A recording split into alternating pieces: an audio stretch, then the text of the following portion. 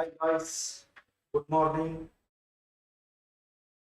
Live classes வந்து இன்னைக்கு இரண்டாவது நாள் வகுப்பு வந்து கிளாஸஸ் வந்து நம்ம வந்து ஸ்டார்ட் பண்றோம்.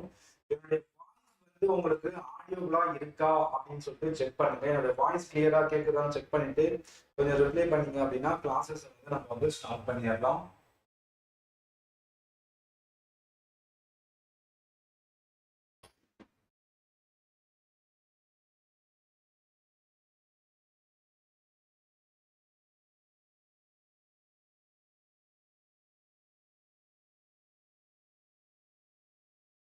லைவ் கிளாஸோடைய லிங்க் வந்து ஷேர் பண்ணுங்க. உங்க ஃப்ரெண்ட்ஸ் யாராச்சும் படிச்சுட்டு இருக்காங்க அப்படின்னா அவங்களுக்கு யாராச்சும் ஷேர் பண்ணுங்க. அவங்களுக்கும் வந்து யூஸ் ஆகட்டும். Good morning. என்னோட வாய்ஸ் ஆடியோலாம் இருக்கா அப்படின்னு சொல்லிட்டு கொஞ்சம் செக் பண்ணுங்க. வாய்ஸ் எல்லாம் கிளியரா இருக்கான்னு செக் பண்ணிட்டு ரிப்ளை பண்ணுங்க.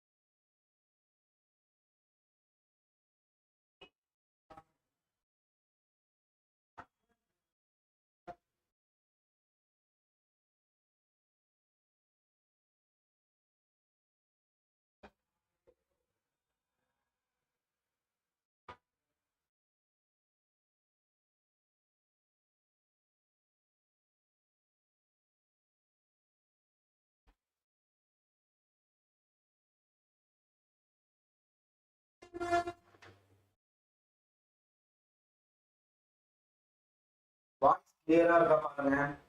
ஸோ நான் என்னால் எவ்வளோ சவுண்டாக பேச முடியுமோ அவ்வளோ சவுண்டாக நான் பேசிட்டு இருக்கேன்.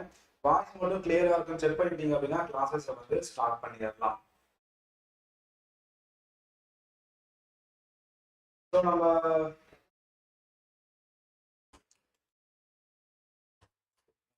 Voice not clear, echo sound கேட்குதுங்களா?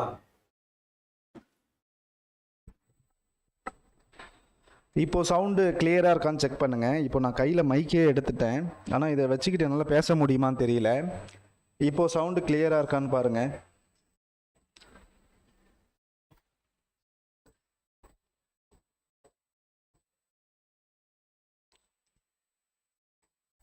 சவுண்டு கிளியராக இருக்கா? ஓகே ஓகே ஓகே சரி, ஓகே. நம்ம கிளாஸஸ் வந்து ஸ்டார்ட் பண்ணிவிடுவோம். ஏதோ ரிப்போர்ட்டர் மைக்கை வச்சுட்டு பேசுகிற மாதிரி இருக்குது. வேறு ஆப்ஷன் இல்லை. இன்றைக்கி நம்ம வந்து இப்படி வச்சு தான் வந்து கிளாஸஸை வந்து ரன் பண்ணி ஆகணும்.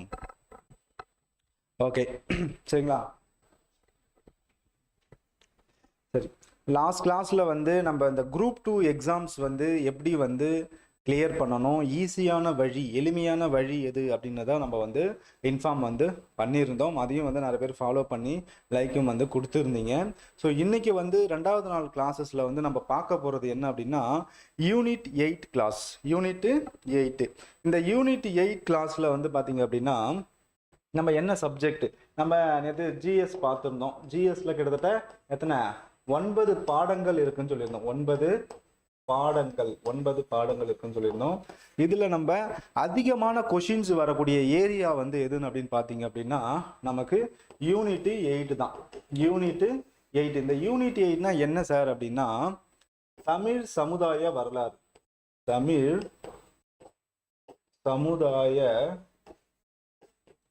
வரலாறு. தமிழ் சமுதாய வரலாறு. இதுல தான் நமக்கு வந்து பாத்தீங்க அப்படின்னா அதிகப்படியான வினாக்கள். ஏன்னா நமக்கு 6th இருந்து 6th இருந்து 10th வரைக்கும், ஏன் 12th வரைக்கும் இருக்கக்கூடிய தமிழ் புக்கு எல்லாமே வந்து பார்த்தீங்க அப்படின்னா இந்த தமிழ் சமுதாய வரலாறுல வந்து பார்த்தீங்கன்னா கிளியர் ஆகிடும். நீங்கள் 6ஆம் வகுப்புல இருந்து 12ஆம் வகுப்பு வரைக்கும் இருக்கிற ஸ்கூல் புக்கை படிக்கிறதும் ஒன்று தான், இந்த தமிழ் சமுதாய வரலாறு யூனிட் 8 படிக்கிறதும் வந்து ஒன்று தான். ஸோ அதனால தான் நம்ம என்ன பண்ணியிருக்கோம், இந்த யூனிட் 8 டாப்பிக்கை வந்து நம்ம ஃபர்ஸ்ட் கிளாஸாக வந்து எடுத்திருக்கோம். அப்போ இந்த யூனிட் 8 அழகு. இந்த யூனிட் 8 வந்து பார்த்தோன்னா நம்ம வந்து ஒரு 4 பிரிவுகளாக பிரிக்கலாம். 4 பிரிவுகளாக இதை வந்து ஓவராலாக பார்த்துரும். இன்னைக்கு டாபிக்ஸ் பார்க்க போகிறதுக்கு முன்னாடி ஓவராலாக இதை வந்து பார்த்துடலாம். ஓகேங்களா? 4 பகுதியாக நம்ம வந்து பிரிப்போம். 4 பகுதியாக பிரித்தோம் அப்படின்னா நமக்கு வந்து கொஞ்சம் எளிமையாக வந்து புரியும். முதல் பகுதி என்ன அப்படின்னா தமிழ் சமுதாய வரலாறு. தமிழ்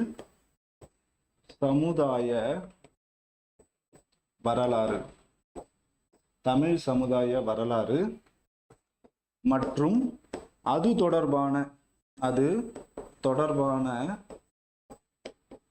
தொல்லியல்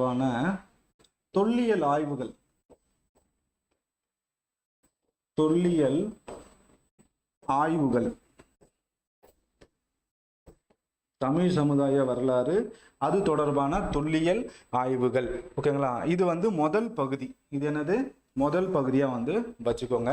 இதில் வந்து பார்த்தீங்க அப்படின்னா நம்மளுடைய தமிழர்களுடைய வாழ்வியல் முறை எப்படி இருந்துச்சு, தமிழர்களுடைய குடும்ப முறை எப்படி இருந்துச்சு, வணிகம் எப்படி செஞ்சாங்க, அவங்களுடைய விளையாட்டு, பொழுதுபோக்கு, அவங்க வணிகங்கள் எப்படி செஞ்சாங்க, பெண்களுடைய சங்க காலத்தில் பெண்களுடைய கல்வி நிலைகள் வந்து எப்படி இருந்துச்சு, வணிகம், மற்ற நாடுகளுடைய வணிகம் வந்து எப்படி ஏற்பட்டுச்சு அப்படின்ற நிறைய நம்மளுடைய முன்னோர்கள் வந்து பார்த்தீங்க அப்படின்னா எப்படி வாழ்ந்தாங்க அப்படின்றத ஃபுல்லாக வந்து தெரிஞ்சுக்கிறது தான் வந்து பார்த்தீங்கன்னா இந்த முதல் டாபிக்கு, தொல்லியல் ஆய்வுகள். இதெல்லாம் நிறைய ஆய்வுகள் வந்து கண்டுபிடிச்சி கல்வெட்டுகள், செப்பேடுகள், ஓலைச்சுவடிகள் நிறையா வந்து கண்டுபிடிச்சிருப்பாங்க. அதுதான் வந்து ஃபுல்லாக ஓவராலாக வந்து பார்த்தீங்க அப்படின்னா இந்த பகுதியில் வந்து நம்ம வந்து பார்க்கறது. ரெண்டாவது பகுதி, இதில் ரெண்டாவது பகுதி எடுத்துப்போம். இது முதல் பகுதி. இது ரெண்டாவது பகுதி வந்து பார்த்தீங்க அப்படின்னா சங்க காலம் முதல்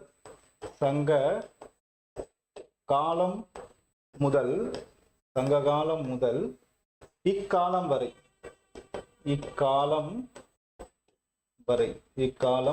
வரை இது வந்து பார்த்தீங்க அப்படின்னா ரெண்டாவது பகுதி.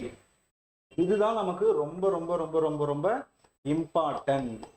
இதில் ஏன் அப்படின்னா நம்மளுடைய 6th to 12th வரைக்கும் இருக்கிற ஸ்கூல் புக்ஸ், தமிழ் புக்ஸு எல்லாமே இந்த டாபிக்ஸுக்குள்ளே வந்து கவர் ஆகிடும். சங்க காலம் முதல் இக்காலம் வரை அப்படின்ற டாபிக்ஸ் வந்து கவர் ஆகிடும்.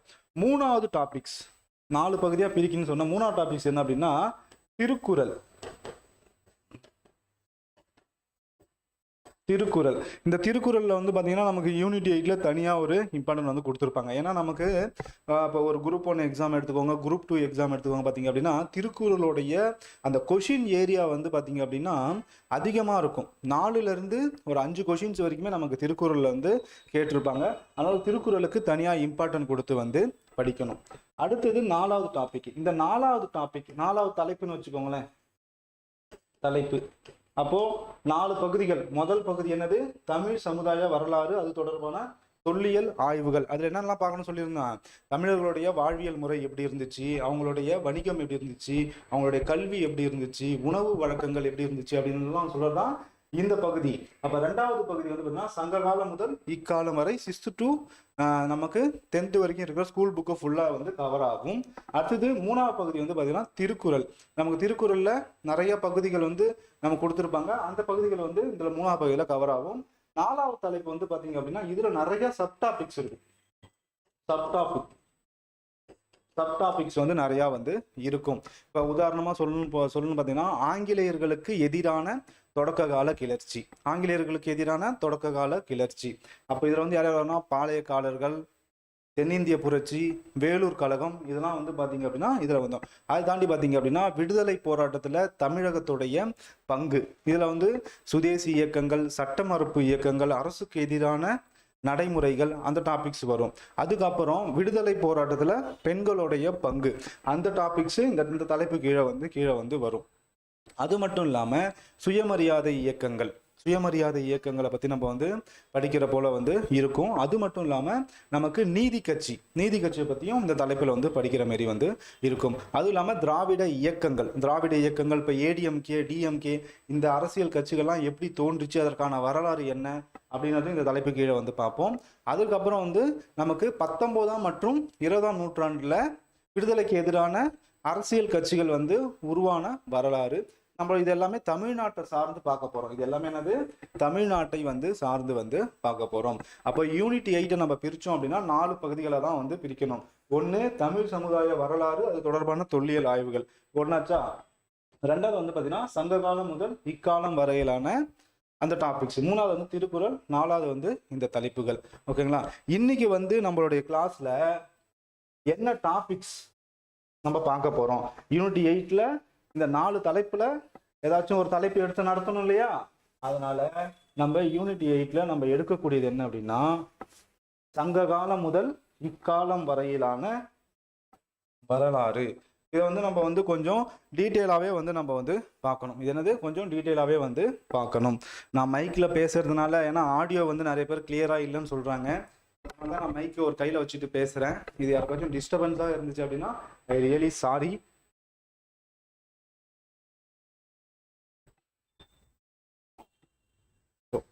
இந்த டாபிக்ஸ் ஓகேங்களா. இது என்னது அப்படின்னா இன்னைக்கு என்ன டாபிக்ஸ் பார்க்க போறோம் அப்படின்னா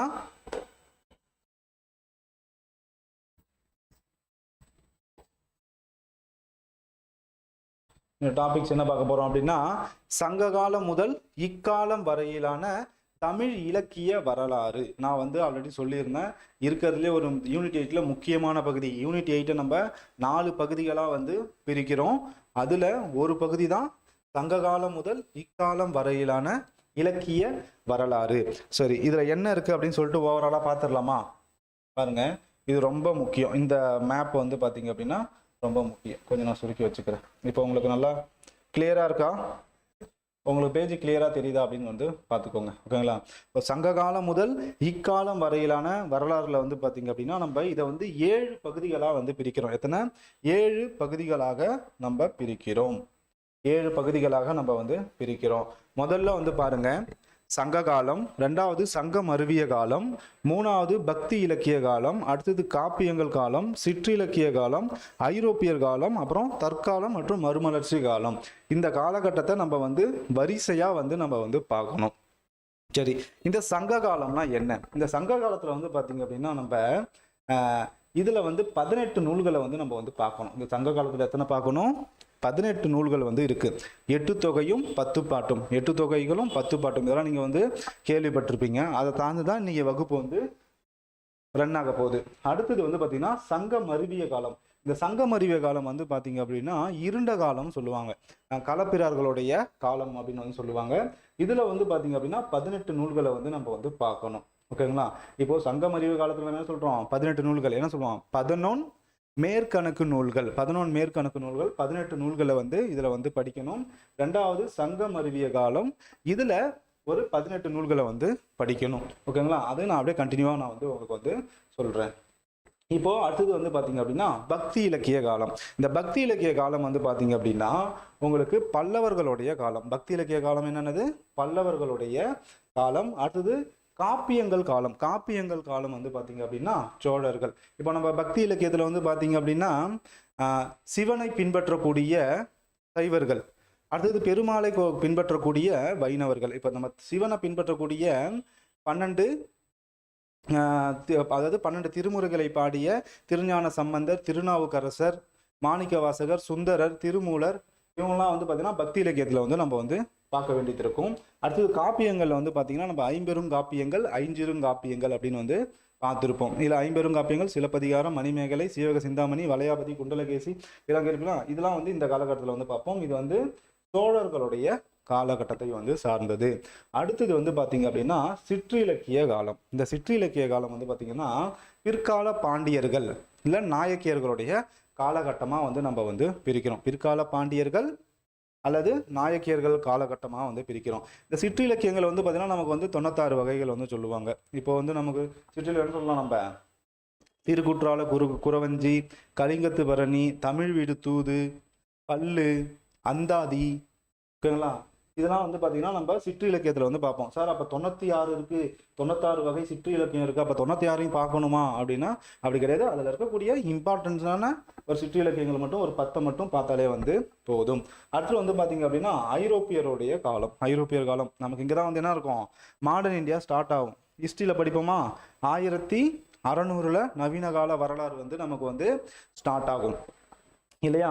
அப்போ இதுல நம்ம யாரை சார்ந்து படிப்போம் அப்படின்னா, நமக்கு எல்லிஸ் இருக்காங்க பார்த்தீங்களா?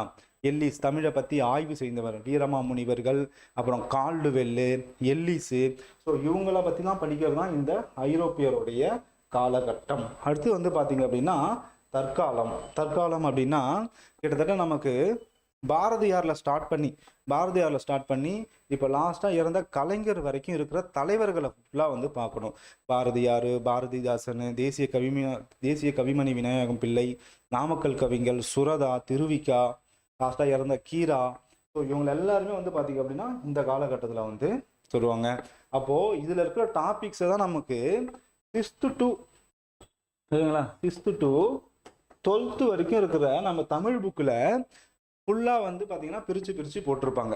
நம்ம என்ன பண்ண போகிறோம் இந்த கிளாஸில் அப்படின்னா, ஃபுல்லாக கண்டினியூவாக வந்து பார்க்க போகிறோம். ஃபுல்லாக என்ன பண்ண போகிறோம், கண்டினியூவாக வந்து இதை வந்து மொத்தமாக வந்து நம்ம வந்து பார்க்க போகிறோம். ஓகேங்களா? அப்போது இந்த சங்க இலக்கியத்தில் 18 நூல்கள் இருக்குது.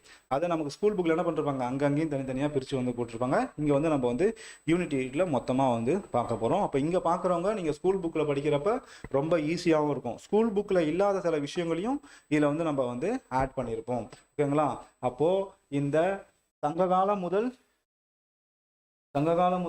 இக்காலம் வரையிலான தமிழ் இலக்கிய வரலாறுல வந்து பார்த்தீங்க அப்படின்னா நம்ம இந்த 7 டாபிக்ஸை வந்து மறந்துடக்கூடாது.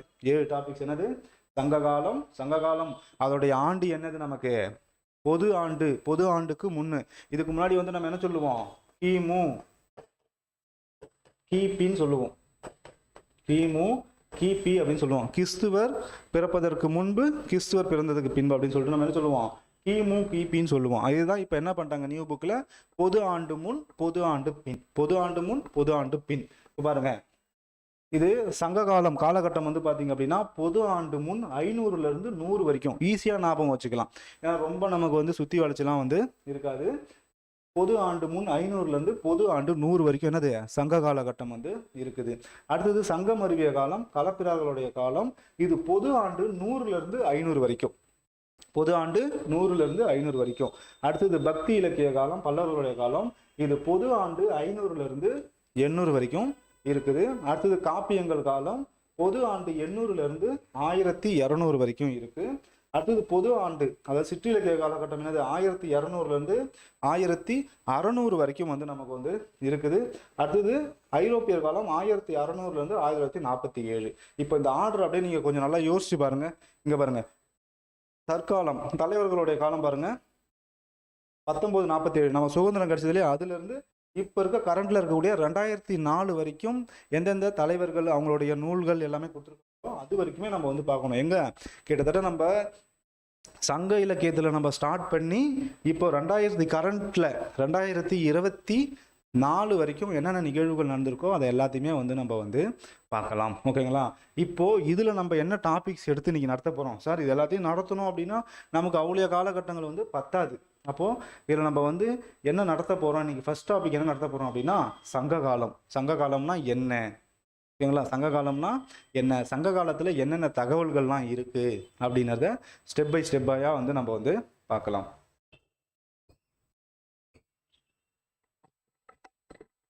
ஸ்டெப் பை ஸ்டெப்பாக வந்து பார்த்துடலாம்.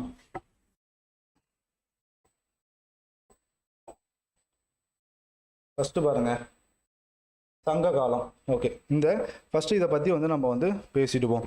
இந்த சங்க காலம்னா என்ன சார், சங்க காலம்னா ஏன் வந்து பேர் வந்து வந்துச்சு? இப்போது நமக்கு சொல்லுவாங்க சங்கம் வைத்து தமிழை வளர்த்ததுனால் அது வந்து நமக்கு என்னது சங்க காலமாக கருதப்படுகிறது. சங்கம் வைத்து தமிழை வளர்த்ததனால். இப்போது நம்ம இந்த சங்கம் வந்து எங்கெங்கெல்லாம் நடைபெற்றது, அது நடந்ததுக்கான என்னென்ன ஆதாரங்கள்லாம் இருக்குது அப்படிங்கிறதையும் நம்ம வந்து தெரிஞ்சுக்கணும். அப்போது இந்த சங்கங்கள் வந்து பார்த்தீங்க அப்படின்னா நமக்கு கேள்விப்பட்டிருப்பீங்க, மூவேந்தர்கள், பாண்டியர்கள், சோழர்கள், சேரர்கள், இவங்களுடைய காலகட்டத்தில் நமக்கு சங்கம் வைத்து தமிழை வந்து வளர்ச்சிருப்பாங்க. அதுவும் முக்கியமாக சொல்லணும் அப்படின்னா யார், பாண்டியர்களுடைய காலகட்டம். அப்போது சங்கம் வந்து பார்த்தீங்க அப்படின்னா 3 இடத்துல நடந்திருக்கும். 3 இடம் வந்து சங்கம் வந்து நடந்திருக்கும்.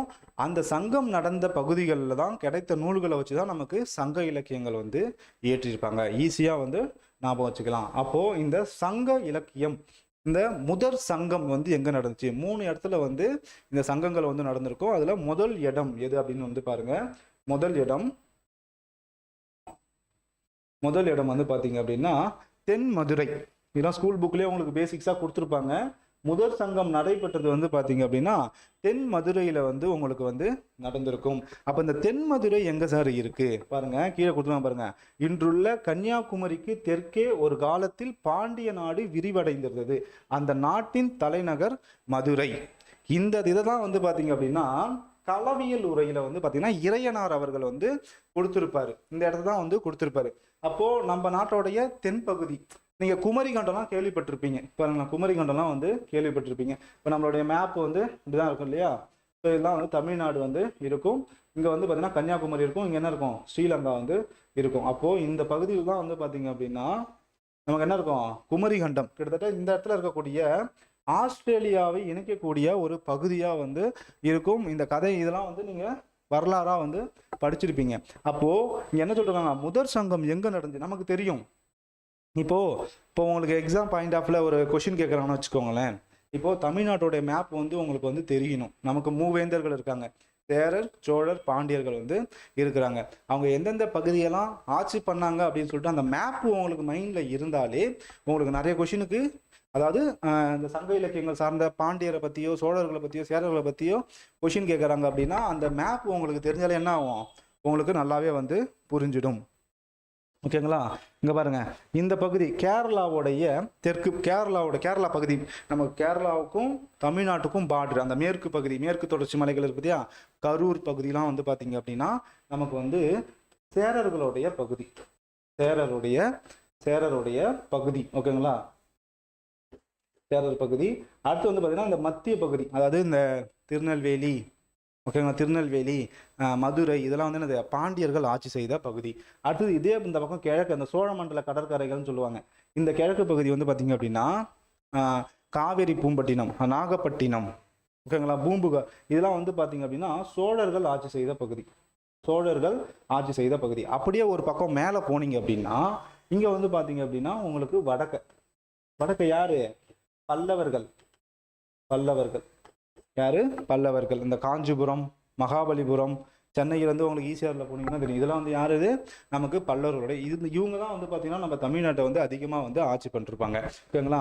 அப்போது இப்போது இருக்கக்கூடிய மதுரை பாண்டியர்களுடைய தலைநகரமாக வந்துருக்கு. அப்போது சங்க காலத்தில் கிட்டத்தட்ட 2000 ஆண்டுகளுக்கு முன்னாடி வந்து பார்த்தீங்க அப்படின்னா இந்த முதற் சங்கம் வந்து நடந்திருக்கு. எங்கே நடந்திருக்கு அப்படின்னா தென்மதுரை. அதாவது இந்த பகுதியை தான் வந்து பார்த்தீங்க அப்படின்னா தென்மதுரை அப்படின்னு வந்து குறிப்பிட்டிருக்காரு. யாரு சொல்றா அப்படின்னா இறையனார் அவர்கள் அவருடைய குறிப்பீடு அதாவது களவியல் உரையில வந்து பார்த்தீங்க அப்படின்னா அவர் வந்து குறிப்பு வந்து கொடுத்துருக்கிறாரு.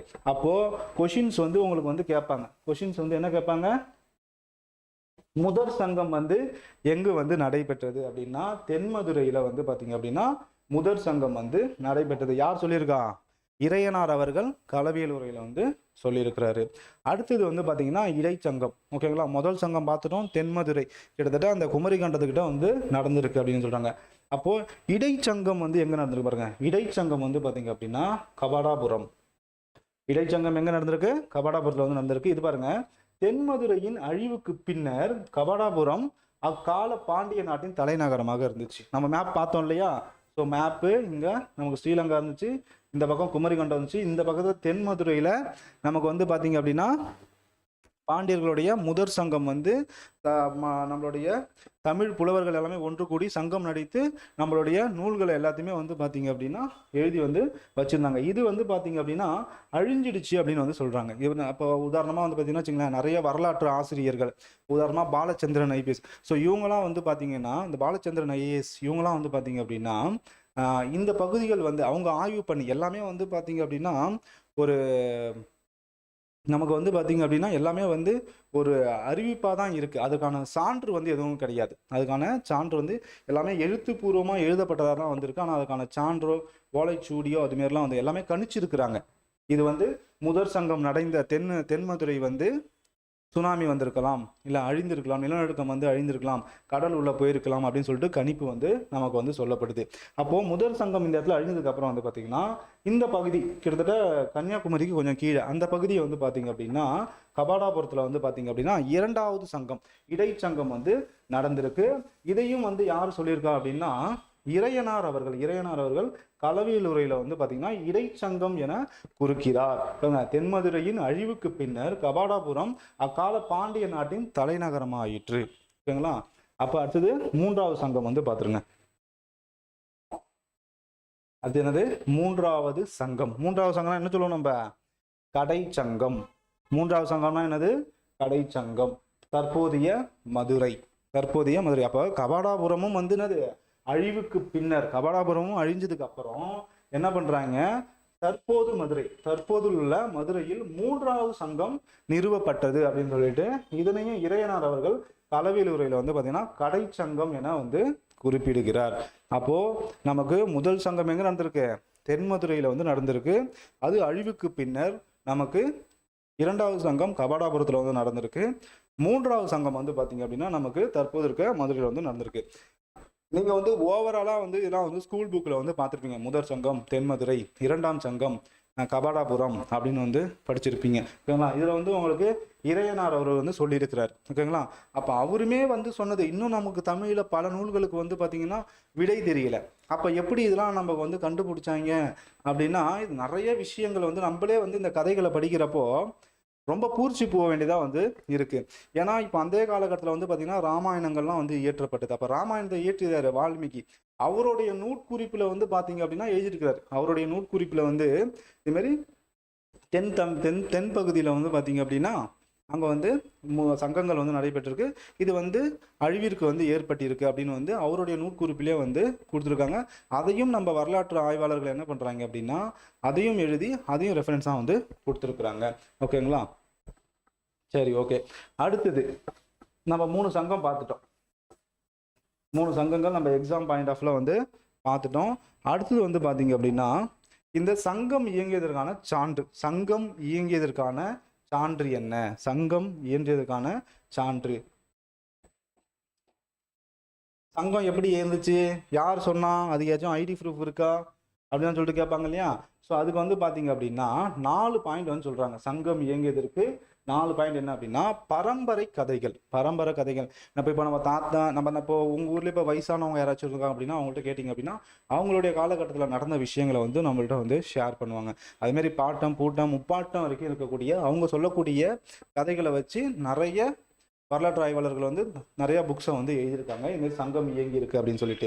அடுத்தது வந்து பார்த்தீங்கன்னா இலக்கிய சான்றுகள் வந்து நமக்கு வந்து கிடைச்சிருக்கும். ஓலைச்சுவடிகள் மூலமா நம்மளுடைய ஊவேசா தமிழ் தாத்தா அவர்லாம் பார்த்தீங்கன்னா அவருடைய கதையெல்லாம் கேட்குறப்போ நமக்கு வந்து ரொம்ப பூரிப்பாக வந்து இருக்கும். ஓகேங்களா? அவர் வந்து பார்த்தீங்கன்னா இலக்கிய சான்று.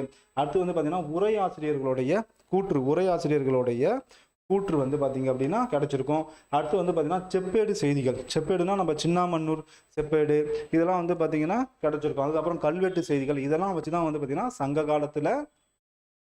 சங்க காலத்தில் சங்கம் இயற்றப்பட்டு நூல்கள் வந்து பார்த்தீங்க அப்படின்னா நிறையா புதுப்பிக்கப்பட்டது, வரலாறுகள் உருவாக்கப்பட்டது அப்படின்னு வந்து நம்ம வந்து தெரிஞ்சுக்கிறோம். ஓகேங்களா? அடுத்த டீட்டெயில் இந்த டேபிள் வந்து நீங்கள் வந்து பார்க்கணும். இந்த டேபிள் வந்து உங்களுக்கு கண்டிப்பாக யூஸ்ஃபுல்லாக இருக்கும். இந்த டேபிளில் என்ன இருக்குது அப்படின்றத வந்து நீங்கள் வந்து பாருங்கள். இந்த டேபிளில் வந்து பார்த்தீங்க அப்படின்னா நம்ம 3 சங்கம் பார்த்தோம்ல சார், இந்த அளவுக்கு டெப்த்தாக போகணுமா அப்படின்னு உங்களுக்கு ஒரு கேள்விக்குறி இருக்கும். ஏன்னா இப்போ ஹெவி காம்படிஷன் ஆயிடுச்சு. நம்ம வந்து ஃபஸ்ட்டு சங்க இலக்கியம் நடத்தணும் அப்படின்னா ஓவராலாக அப்படியே முடிச்சிடுவோம். முதல் சங்கம் இங்கே நடந்துச்சு, இரண்டாம் சங்கம் இங்கே நடந்துச்சு, மூணாவது சங்கம் இங்கே நடந்துச்சு அப்படின்னு சொல்லிட்டு என்ன பண்ணுவோம், அப்படியே ஓவராலாக அப்படியே முட்டிட்டு போயிடுவோம். ஆனால் இப்போ என்ன ஹெவி காம்படிஷன்ஸ், கொஷின்ஸ் நிறையா புதுசாக கேட்குறாங்க. அதனால் நம்ம இந்த அளவுக்கு டெப்த்தாக போய் நம்ம வந்து படித்து தான் வந்து ஆகணும். ஓகேங்களா? இதில் பாருங்க, இப்போ சங்கம் நடைபெற்ற இடம் வந்து நம்ம சொல்லியிருந்தோம்ல, சங்கம் பாருங்க, முதல் சங்கம், இடை சங்கம், கடை சங்கம், இதுதான் நமக்கு கிடைச்சிருக்க டீட்டெயிலே. இதில் பாருங்க, இல்லை இடம் வந்து கொடுத்துருக்காங்க பாருங்க. இங்கே பாருங்க, முதல் சங்கம் வந்து பாத்தீங்க அப்படின்னா கடல் கொண்ட தென்மதுரை. முதல் சங்கத்தை மட்டும் நான் ஜூம் பண்றேன். முதல் சங்கம் நல்லா கிளியரா தெரியுது பாருங்க. இடம் வந்து பாருங்க, முதல் சங்கம் கடல் கொண்ட தென்மதுரை. அப்ப என்னது, முதல் சங்கம் நடந்த இடம் வந்து என்னது, கடலுக்குள்ள வந்து போயிடுச்சு. அப்போ இந்த முதல் சங்கம் நடக்கும் போது ஆதரித்த அரசர்கள் வந்து பாத்தீங்கன்னா 89 காய்சின வழுதி முதல் கடுங்கோ வரை இந்த மன்னர்கள். காய்சின வழுதி இந்த நேம்லாம் வந்து பார்த்து வச்சுக்கோங்க. காய்சின வழுதி கடுங்கோல் வரை வந்து பாத்தீங்க அப்படின்னா அந்த அரசர்கள்லாம் வந்து அந்த காலகட்டத்தில் வந்திருக்காங்க. அப்போடைய காலகட்டம் இந்த முதல் சங்கம் நடந்தப்ப காலகட்டம் வந்து பாத்தீங்க அப்படின்னா இங்க பாருங்க 4440 கிட்டத்தட்ட என்னது கிபிக்கு முன்னாடி. இது வந்து கிமு இது, ஓகேங்களா. பொது ஆண்டுக்கு முன் காலம் என்னது 4400. அப்போ முதல் சங்கத்துல எவ்வளவு புலவர்கள் வந்து இருந்திருக்காங்கன்னு பாருங்க. பாடிய புலவர்கள் பார்த்தீங்கன்னா 4449 புலவர்கள் வந்து இருந்திருக்காங்க. சங்க உறுப்பினர்கள் வந்து பாத்தீங்க அப்படின்னா 549. இதுல பாருங்க, இதுல நிறைய டேட்டாஸ் வந்து பாத்தீங்கன்னா நமக்கு மாறி இருக்கும். ஏன்னா நமக்கு வந்து நிறைய பேர் வந்து பாத்தீங்கன்னா உரை எழுதியிருப்பாங்க. அதனால நமக்கு நெட்ல ஒரு டேட்டா இருக்கலாம், காலேஜ் ஸ்டாண்டர்ட்ல ஒரு டேட்டா இருக்கலாம், ஸ்கூல் புக்ஸில் ஒரு டேட்டாஸ் வந்து இருக்கலாம், ஓகேங்களா. நான் கொடுக்குறது எல்லாமே வந்து பார்த்தீங்க அப்படின்னா உங்களுக்கு ஸ்கூல் புக்லேயும் நெட்லேருந்தும் எடுத்தது தான், ஓகேங்களா. இது எதுவும் கன்ஃபியூஸ் ஆகிக்காதீங்க. அப்படி ஏதாச்சும் சார் இது எனக்கு டேட்டா தப்பாக இருக்குது, இன்னொரு டேட்டா வேறு இருக்குது அப்படின்னு சொன்னீங்க அப்படின்னா ரெண்டுத்தையுமே ஞாபகம் வச்சுக்கோங்க. அப்போ ஒரு கொஷினுக்கு 2 ஆன்சர் இருக்குது அப்படின்னா நீங்கள் என்ன பண்ணால் அதை போயிட்டு அதில் போயிட்டு கருத்துக்கு போயிட்டு முரண்படக்கூடாது. அது என்ன பண்ணணும் அப்படின்னா அந்த 2 ஆப்ஷனுமே வந்து பார்த்து வச்சுக்கணும். ரெண்டுமே ஆன்சர் இருக்கா பார்த்து வச்சுக்கிட்டு கொஷினில் நமக்கு என்ன ஆப்ஷன்ஸ் கேட்குறாங்க அப்படின்னு பார்த்துட்டு அதுக்கு வந்து ஆன்சர் வந்து பண்ணணும். அதை போட்டு குழப்பிக்கூடாது. அடுத்து பாருங்க, இயற்றிய நூல்கள், ஓகேங்களா. அந்த முதல் சங்கத்தில் இயற்றிய நூல்கள் வந்து கொடுத்துருக்காங்க பாருங்க. பெரும் பரிபாடல் முதுநாரை அப்படின்னு சொல்லிட்டு ஒரு நூல் வந்து இயற்றிருக்காங்க. அது பாருங்க, முதுகுருகு களிரியா விரை அகத்தியம் வரை வந்து இந்த நூல்லாம் வந்து எழுதியிருக்காங்க. அப்போ புலவர்கள்லாம் யார் இருந்திருக்காங்கன்னு பாருங்க. சிவபெருமான், முருகவேல், அகத்தியர், முரஞ்சியூர், முடி நாகராய், நீதிமீன் கிழவன், இவங்களாம் வந்து பார்த்தீங்கன்னா முதல் சங்கத்தில் இருந்த புலவர்கள் வந்து நமக்கு வந்து குறிப்பு வந்து கொடுத்துருக்காங்க. இன்னும் சில விஷயங்கள் நம்ம படிக்கும் போது வந்து பார்த்தீங்கன்னா அகத்தியருடைய காலிலேயே ராமர் வந்து காலில் விழுந்து ஆசீர்வாதம் வாங்கின செய்தியும் வந்து பார்த்தீங்க அப்படின்னா கம்பராமாயணத்தில் வந்து பார்த்தீங்க அப்படின்னா கொடுத்துருக்காங்க. அந்த டேட்டாவும் எடுத்து வச்சிருக்கேன், அதையும் வந்து நான் உங்களுக்கு எக்ஸ்பிளைன் பண்ணுறேன், ஓகேங்களா. இப்போ நமக்கு என்ன பார்க்குறோம், முதல் சங்கம் என்னது, கடல் கொண்ட தென்மதுரை. 89 காய்சீன வழுதி முதல் கடுங்கோல் வரை வந்து பார்த்தீங்க அப்படின்னா இவங்க வந்து நம்மளுடைய முதல் சங்கத்தில் ஆதரித்த அரசர்களாக இருக்காங்க. காலகட்டம் வந்து பார்த்தீங்க அப்படின்னா 4400 பாடிய புலவர்கள் வந்து பார்த்தீங்கன்னா 4449, சங்க உறுப்பினர்கள் 549 பேர் இருக்காங்க, ஓகேங்களா. இயற்றிய நூல்கள் சில புலவர்களை வந்து கொடுத்துருக்கோம். அடுத்தது வந்து பார்த்தீங்க அப்படின்னா இரண்டாவது சங்கம் பாருங்க. அடுத்தது இரண்டாவது சங்கம் பாருங்க. இடைச்சங்கம் எங்க இருந்துச்சு, கபாடாபுரத்துல வந்து நமக்கு வந்து நடந்திருக்கு. இதுல ஒரு பாருங்க 59 வெண்டோர் செழியன் முதல் முடத்திருமாறன் வரை புலவர்கள் வந்து பாத்தீங்க அப்படின்னா நமக்கு வந்து இந்த ஆதரித்த அரசர்களா வந்து பாத்தீங்க அப்படின்னா நமக்கு வந்து இதுல வந்து இருக்கிறாங்க. இதோடைய காலகட்டம் வந்து பாருங்க 3700 காலகட்டம். பொது ஆண்டுக்கு முன்பு பாடிய புலவர்களும் வந்து பார்த்தீங்க அப்படின்னா 3700 பேர் இருக்காங்க. சங்க உறுப்பினர்கள் 59 பேர் வந்து இருக்கிறாங்க. அப்போ இதுல வந்து பாருங்க, அப்போ இடை சங்கத்துல இயற்றப்பட்ட நூல்கள் என்னென்ன இருக்கு பாருங்க. பெருங்கலி, குருவி, வெண்டாளி, வியாழமாலை, அகவல், அகத்தியம், தொல்காப்பியம், மகாபுராணம், பூதபூரணம், இசை நுணுக்கம். ஏன் நான் இதெல்லாம் சொல்றேன் அப்படின்னா நம்ம சங்க இலக்கிய நூல்கள்லாம் பார்ப்போம் இல்லையா, அப்போ பார்க்குறப்போ இதை நீங்கள் பார்க்குறப்போ உங்களுக்கு தெளிவாக மனசில் ஆழமாக பதிஞ்சிடும். அதனால தான் நம்ம இந்த டேபிளை வந்து உங்களுக்கு வந்து கொடுக்குறோம். அப்போது சில புலவர்கள், இரண்டாம் கடை சங்கத்தில் புலவர்கள் யார் பாருங்க, அகத்தியர், தொல்காப்பியர், மோசி வெள்ளூர், காப்பியனார், திருபாண்டு ரங்கன், திரையன் மாறன், கீரந்தாய் அப்படின்னு சொல்லிட்டு புலவர்கள்லாம் வந்து இருக்கிறாங்க. அடுத்தது கடை சங்கம் பாருங்க, மூன்றாவது சங்கத்துல பாருங்க. மூன்றாவது சங்கத்துல யார் இருக்கா பாருங்க, இன்றைய மதுரை. இதுல வந்து பாருங்க 40 ஆதரித்த அரசர்கள். இதுல முடத்திருமாறன் முதல் உக்கிர பெருவழுதி வரைக்கும் வந்து பாத்தீங்க அப்படின்னா இருக்கிறாங்க. இதோடைய காலகட்டம் பாருங்க 1850 இருந்து அந்த காலகட்டத்தில் இருக்குது. பாடிய புலவர்கள் வந்து பார்த்திங்க அப்படின்னா நமக்கு 449 பேர், 49 புலவர்கள் வந்து 49 சங்க உறுப்பினர்கள் வந்து இருந்திருக்காங்க. இதில் பாருங்க, இப்போ உங்களுக்கு புரியும். இந்த மூன்றாவது சங்கத்தில் இயற்றப்பட்ட நூல்கள் தான் நமக்கு சங்க இலக்கிய நூல்களாக வந்து இருக்கு. சார் அப்போ ரெண்டு அப்போ இப்போ முதற் சங்கம் நடந்திருக்கு, இடைச்சங்கம் நடந்திருக்கு. அப்போ இதெல்லாம் வந்து பார்த்தீங்க அப்படின்னா யாருமே வந்து எந்த நூலுமே நமக்கு வந்து கிடைக்கலன்னா, ஆமாம் கிடைக்கல. அது எல்லாமே என்ன இருக்கு, அழிஞ்சிருக்கு. அதுல இருந்து நமக்கு ஒரு சில நூல்கள் மட்டும்தான் வந்து கிடைச்சிருக்கு. அப்போ மூன்றாவது சங்கத்தில் நடைபெற்ற நூல்களை தான் நம்ம என்ன பண்றோம், சங்க இலக்கிய நூல்களாக வந்து இப்போ வந்து வச்சிருக்கோம். பாருங்க, நெடுந்தொகை, குறுந்தொகை, நற்றிணை, புறநானூறு, ஐங்குறுநூறு, பதிற்றுப்பத்து, 150, களி, பரிபாடல், கூத்து வரி, குற்றிசை, பேரிசை, அகத்தியம், தொல்காப்பியம். இதெல்லாம் நமக்கு என்னது, நமக்கு மூணாவது, தெரியுதா கிளியரா, மூணாவது சங்கத்துல வந்து பாத்தீங்க அப்படின்னா நடைபெற்றதா வந்து இருக்கு. ஓகேங்களா, டேபிள்ஸ் கிளியரா இல்லையா? ஓகே, தெரியுதா பாருங்க. ஓகே, அப்போ இதுல வந்து பாத்தீங்க அப்படின்னா இதுல வந்து நமக்கு புலவர்களா யார் இருக்காங்க பாருங்க. சிறு மேதாவையார், சேந்த பூதனார், பெருங்குன்னூர் கிழார், இளந்திருமாறன், நல்லந்துவனார், மருதனி நாகனார், நக்கீரர். இவங்கெல்லாம் மூன்றாவது கடை சங்கத்துல நிறைய நூல்களை இயற்றிய புலவர்கள் தான் வந்து பாத்தீங்க அப்படின்னா இதுல வந்து கொடுத்துருக்கோம். ஓகேங்களா, இதை வந்து இந்த டேபிள்ஸ் என்னது, ஒரு ஓரலாக வந்து வச்சுக்கோங்க, ஓகேங்களா. சரி, இப்போ நம்ம வந்து பார்த்துடலாம். பாருங்க, தமிழோடைய முதல் நூல் நம்ம சங்கம் பார்த்தோம். சங்க இலக்கியம்னா சங்க காலம்னா என்ன அப்படின்னு சொல்லிட்டு வந்து பார்த்தோம். சங்கம் வந்து 3 காலகட்டமாக நடத்தப்பட்டிருக்கு. முதல் சங்கம், இடைச்சங்கம், கடைச்சங்கம் என்று நடத்தப்பட்டிருக்கு. அது எந்த காலகட்டம், எந்தெந்த புலவர்கள் அப்படின்னு சொல்லிட்டு வந்து நம்ம வந்து பார்த்தோம் இல்லைங்களா. அதுல நமக்கு தமிழில் கிடைச்ச முதல் நூல் எது அப்படின்னு சொல்லிட்டு தெரியணும்ல. பாருங்க, நமக்கு தமிழில் கிடைத்த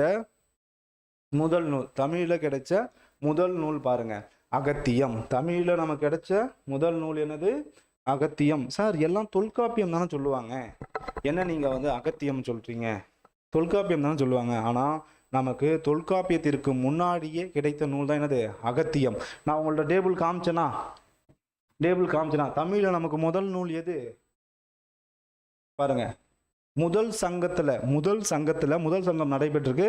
அதுல இயற்றிய நூல்கள் அப்படின்னு சொல்லிட்டு நமக்கு வந்து என்ன கொடுத்துருக்காங்க, அகத்தியம் கொடுத்துருக்காங்களா, அகத்தியம் கொடுத்துருக்காங்க பார்த்தீங்களா. ஆனா முதல் சங்கத்துல தொல்காப்பியமே வந்து இல்லை. அப்போ தமிழின் முதல் நூல் எது, அகத்தியம். அகத்தியம் என்பது ஒரு இலக்கண நூல். அப்போ இங்கதான் வந்து பாத்தீங்க அப்படின்னா நீங்க தெளிவா பார்க்க வேண்டியது இருக்கு. ஓகேங்களா, தமிழின் முதல் நூல் எது அப்படின்னா தொல்காப்பியம். ஆனா என்னது, முழுமை பெறாது. அதோடைய டீட்டெயிலாம் தெரியல. ஆனா அகத்தியம் என்ற நூல் அகத்தியர் என்ற முனிவரால் இயற்றப்பட்டதா வந்து இருக்கு. அதனால வந்து பாத்தீங்க அப்படின்னா அந்த நூல் வந்து நமக்கு வந்து கிடைக்கல, அதாவது முழுமை பெறாது, அது தீயில எரிஞ்சிடுச்சு அப்படின்னு சொல்லிட்டு நமக்கு சில வரலாற்று ஆசிரியர்கள் வந்து சொல்றாங்க. அப்போ உங்களுக்கு கொஷின்ஸ் வந்து கேட்பாங்க. எப்படி கொஷின்ஸ் கேட்பாங்க அப்படின்னா, சார் தமிழ்ல கிடைத்த முதல் நூல் எது அப்படின்னா தொல்காப்பியம். அதுவே அதுல மென்ஷன் பண்ணி தமிழில் கிடைத்த முதல் நூல் தமிழில் கிடைத்த முதல் முழுமை பெறாத நூல் அப்படின்னா என்னது, அகத்தியம். அதுவே முழுமை பெற்ற நூல் அப்படின்னா என்னது, நமக்கு தொல்காப்பியம். அப்போ தொல்காப்பியத்தின் தொல்காப்பியத்தினுடைய மூல நூல் வந்து பாத்தீங்க அப்படின்னா அகத்தியம். தொல்காப்பியத்துடைய மூல நூல் வந்து பாத்தீங்க அப்படின்னா அகத்தியம். 12,000 சூத்திரங்களை கொண்டது. 12,000 சூத்திரங்களை வந்து கொண்டது. நம்ம பாருங்க, நான் சொல்லியிருந்தேன் இல்லையா முன்னாடியே, எங்க பாருங்க, கம்பர் வந்து அகத்தியரை வந்து அவரை பத்தி பாட்டிருப்பாரு. அதுக்கப்புறம் வில்லிபுத்தூராரும் அகத்தியரை பத்தி வந்து பாட்டிருக்காருங்க. பாருங்க என்ன பாருங்கன்னா, என்று முல தென்தமிழ் இயம்பி இசை கொண்டான் என பாடுகிறார். என்ன பாடுறாரு கம்பர், அகத்தியரை என்று முல தென்தமிழ் இயம்பி இசை கொண்டான் என வந்து பாடுறாரு.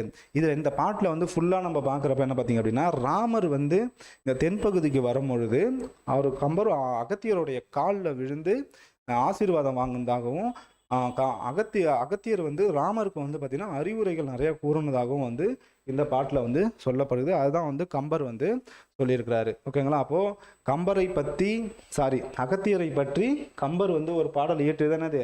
என்று மூல தென்தமிழ் இயம்பி இசை கொண்டான் என யார் பாடுறாரு? கம்பர் வந்து பாடுறாரு.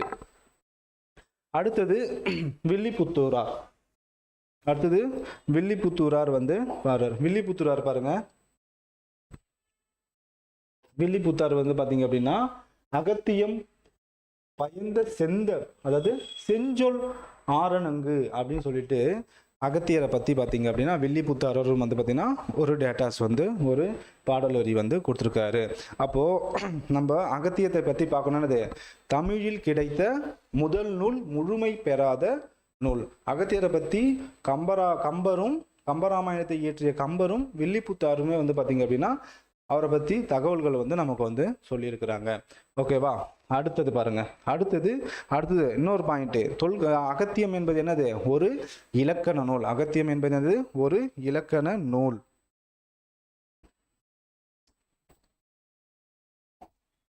அடுத்தது பாருங்க.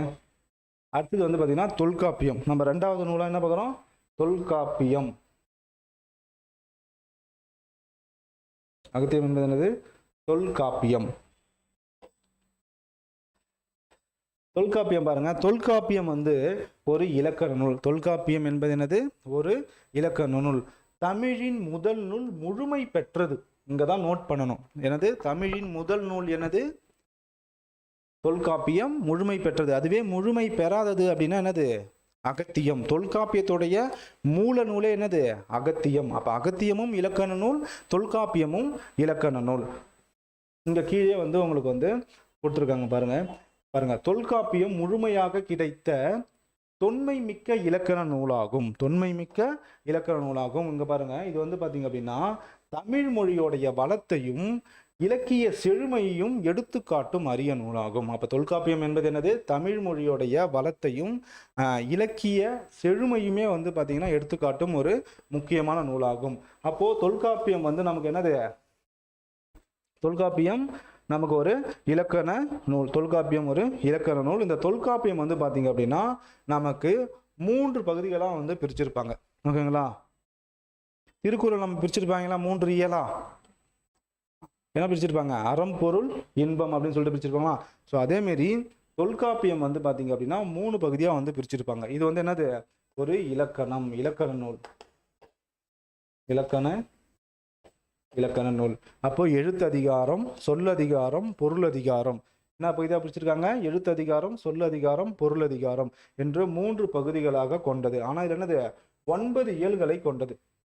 திருக்குறளும் நமக்கு என்னது? 9 இயல்களை கொண்டது. தொல்காப்பியமும் நமக்கு வந்து 9 இயல்களை வந்து கொண்டதா வந்து இருக்கிறது. அடுத்தது தொல்காப்பியர். இங்க ஒரு முக்கியமான பாயிண்ட் என்னன்னா, இப்போ இங்க ஒரு விஷயம், அகத்தியர் முந்தியவரா இல்ல தொல்காப்பியர் முந்தியவரா இல்ல திருவள்ளுவர் முந்தியவரா அப்படின்னு வந்து நமக்கு வந்து தெரியணும். நமக்கு வந்து திருவள்ளுவருடைய ஆண்டு என்ன சொல்லுவோம்? நம்ம கிமு 31 அப்படின்னு வந்து நம்ம வந்து சொல்லுவோம் இல்லையா? அவருடைய ஆண்டுலாம் நமக்கு வந்து தெரியும். அப்போ இங்க என்ன சொல்லிருக்காங்க அப்படின்னா தொல்காப்பியர் காலம் பொது ஆண்டுக்கு முன்பு 500க்கு முன்னாடியே இவர் திருவள்ளுவருக்கு முந்தியர் என்றும் கால ஆராய்ச்சியாளர்கள் கருதுகின்றனர். அகத்தியருக்கு பின்னும் என்றும் திருவள்ளுவருக்கு முன்னும் என்றும் வந்து பார்த்தீங்கன்னா நம்மளுடைய வரலாற்று ஆய்வாளர்கள்லாம் சொல்றாங்க. அப்போ ஃபர்ஸ்ட் யாரு? அகத்தியர். 2வது தொல்காப்பியர். அதுக்கப்புறம் 3வது தான் யார் அப்படின்னா நமக்கு திருவள்ளுவர் வந்து வருவார். அதுதான் வந்து நம்மளுடைய ஆராய்ச்சியாளர்கள்லாம் வந்து சொல்றாங்க. அடுத்தது வந்து பார்த்தீங்க அப்படின்னா செவ்வியல் இலக்கியம். செவ்வியல் இலக்கியம்னா என்ன? செவ்வியல் இலக்கியம் அதாவது கிளாசிசம் அப்படின்னு வந்து சொல்லுவாங்க. கிளாசிசம் அதாவது அப்படின்னா என்னன்னா பழமையான மொழிகளை செவ்வியல் இலக்கியம் என்று சொல்லுவாங்க. பழமையான மொழிகளை வந்து நமக்கு என்னது? கிரேக்க மொழி இருக்கு, லத்தீன் மொழி இருக்கு, இதெல்லாம் என்ன சொல்லுவாங்க அப்படின்னா கிளாசிசம் அப்படின்னு வந்து சொல்லுவாங்க. செவ்வியல் மொழிகள் அதாவது என்ன அப்படின்னா ஒரு மொழி வந்து பார்த்தீங்க அப்படின்னா பழமையான மொழியாக இருந்தால் மட்டுமே அது வந்து ஒரு நல்ல இலக்கிய நூலாக வந்து இருந்திருக்கு. ஆனால் அதுக்கான என்னென்ன இருக்கணும்?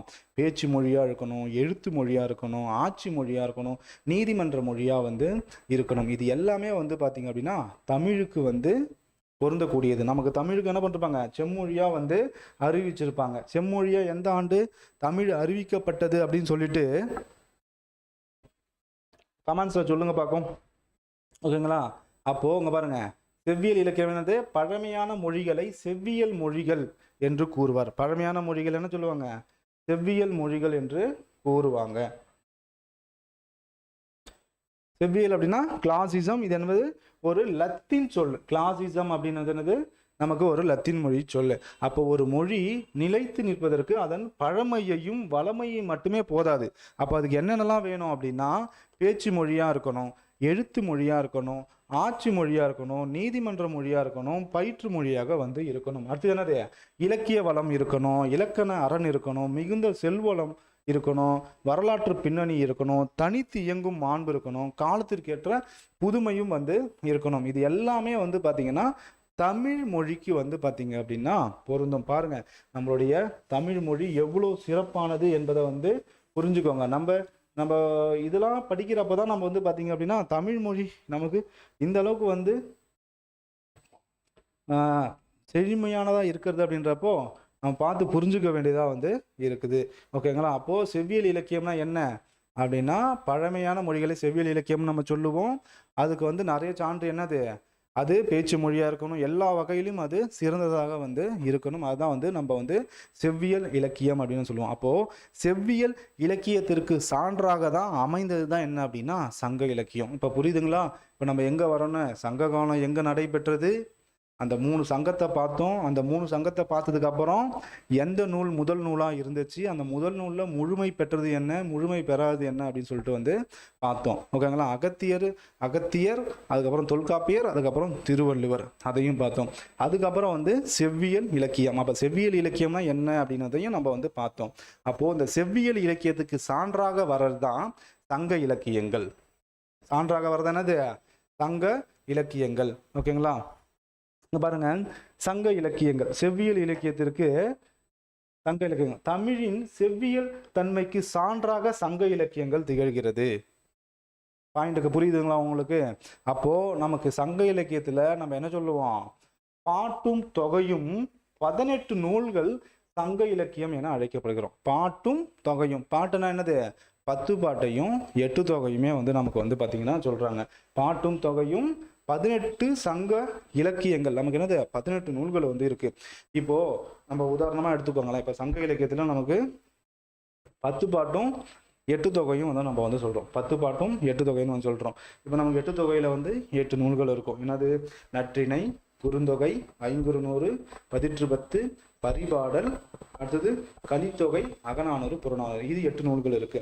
அதுக்கப்புறம் நமக்கு 10 பாட்டுன்னா 10 நூல்கள் இருக்கும். திருமுருகாற்றுப்படை, பொருணராற்றுப்படை, பெரும்பான் ஆற்றுப்படை, சிறுபான் ஆற்றுப்படை, மதுரை காஞ்சி, முல்லைப்பாட்டு, நெடுநல்வாடை, மலைப்படுகடம், பட்டினப்பாலை, இது வந்து பார்த்தீங்க அப்படின்னா இது 10மே வந்து பார்த்தீங்கன்னா 10 பாட்டெலாம் சொல்லுவோம். அப்போது இந்த 18 நூல்களையுமே நம்ம என்ன சொல்லுவோம் அப்படின்னா நம்ம 11 மேற்கணக்கு நூல்கள் அப்படின்னு சொல்லுவோம். என்னன்னு சொல்லுவோம், 11 மேற்கணக்கு நூல்கள் அப்படின்னு வந்து சொல்லுவோம். அதுக்கப்புறம் 11 கீழ்கணக்கு நூல்கள் இருக்கு. 11 கீழ்கணக்கு, அதுல ஒரு 18 நூல்கள் வந்து இருக்கு. அப்போ இந்த 11 மேற்கணக்கு நூல்களுக்கும் 11 கீழ்கணக்கு நூல்களுக்கும் என்ன டிஃப்ரெண்ட் அப்படின்னா பொருள் மட்டும் மாறும். அதனால் கொஞ்சம் கொஞ்சமாக நான் உங்களுக்கு எக்ஸ்பிளைன் பண்ணுறப்ப புரியும். அப்போது 11 கீழ்கணக்கு நூல்களில் நமக்கு எத்தனை நூல்கள், அதில் ஒரு 18 நூல்கள் வந்து இருக்குது. திருக்குறள், நாலடியார், பழமொழி 400, ஓகேங்களா, திரிகடுகம், ஏழாதி, சிறுபஞ்ச மூலம், இன்னார் 40, இனியவை 40, கார் 40, களவழி 40, ஐந்தினை 50, ஐந்தினை 70, திணைமாலை, அதாவது திணைமொழி 50, திணைமாலை 150, கைநிலை, இந்நிலை, அப்புறம் நான்மணிக்கடிகை, ஆசாரக்கோவை, ஓகேங்களா, இதெல்லாம் வந்து பார்த்தீங்க அப்படின்னா உங்களுக்கு 11 கீழ்கணக்கு நூல்களாக வந்து நம்ம வந்து சொல்லுவோம். ஓகேங்களா, ஃபர்ஸ்ட் நம்ம 11 மேற்கணக்கு நூல்கள் இந்த சங்க இலக்கியத்தில் இந்த பாட்டும் தொகையும் வந்து நம்ம வந்து பார்த்துடலாம். சார், அப்போ சில பேருக்கு வந்து டவுட் இருக்கும், 18 அதாவது 11 மேற்கணக்கு நூல்கள் என்பது வேறையா, 11 கீழ்கணக்கு நூல்கள் என்பது வேறையா அப்படின்னு வந்து பார்த்தீங்க அப்படின்னா கன்ஃபியூஸ் ஆவாங்க.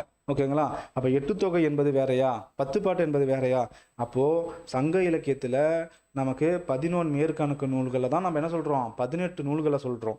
அந்த 11 மேற்கணக்கு கீழ் நூல்களுக்கு கீழே தான் 8 தொகையும் 10 பாட்டும் வரும். இந்த 8 தொகையும் 10 பாட்டையும் சேர்த்து தான் நம்ம 11 மேற்கணக்கு நூல்கள் அப்படின்னு சொல்லிட்டு சொல்றோம் இல்லையா? சரி, இப்போ நம்ம வந்து பார்க்கலாம். இதை பாருங்க. இப்போ இங்க பாருங்க, பாட்டும் தொகையும் 18 நூல்கள் சங்க இலக்கியங்கள் அப்படின்னு சொல்லிட்டு நம்ம வந்து சொல்றோம். அப்போ பாட்டு என்பது 10 பாட்டை குறிக்கும், தொகை என்பது 8 தொகையை வந்து குறிக்கும். பாட்டு என்பது 10 பாட்டையும் தொகை என்பது 8 தொகையும் வந்து குறிக்கும். ஓகேங்களா? இன்றைய இவற்றை தான் நம்ம என்ன சொல்றோம், நம்ம 11 மேற்கணக்கு நூல்கள் அப்படின்னு வந்து சொல்றோம். ஓகேங்களா?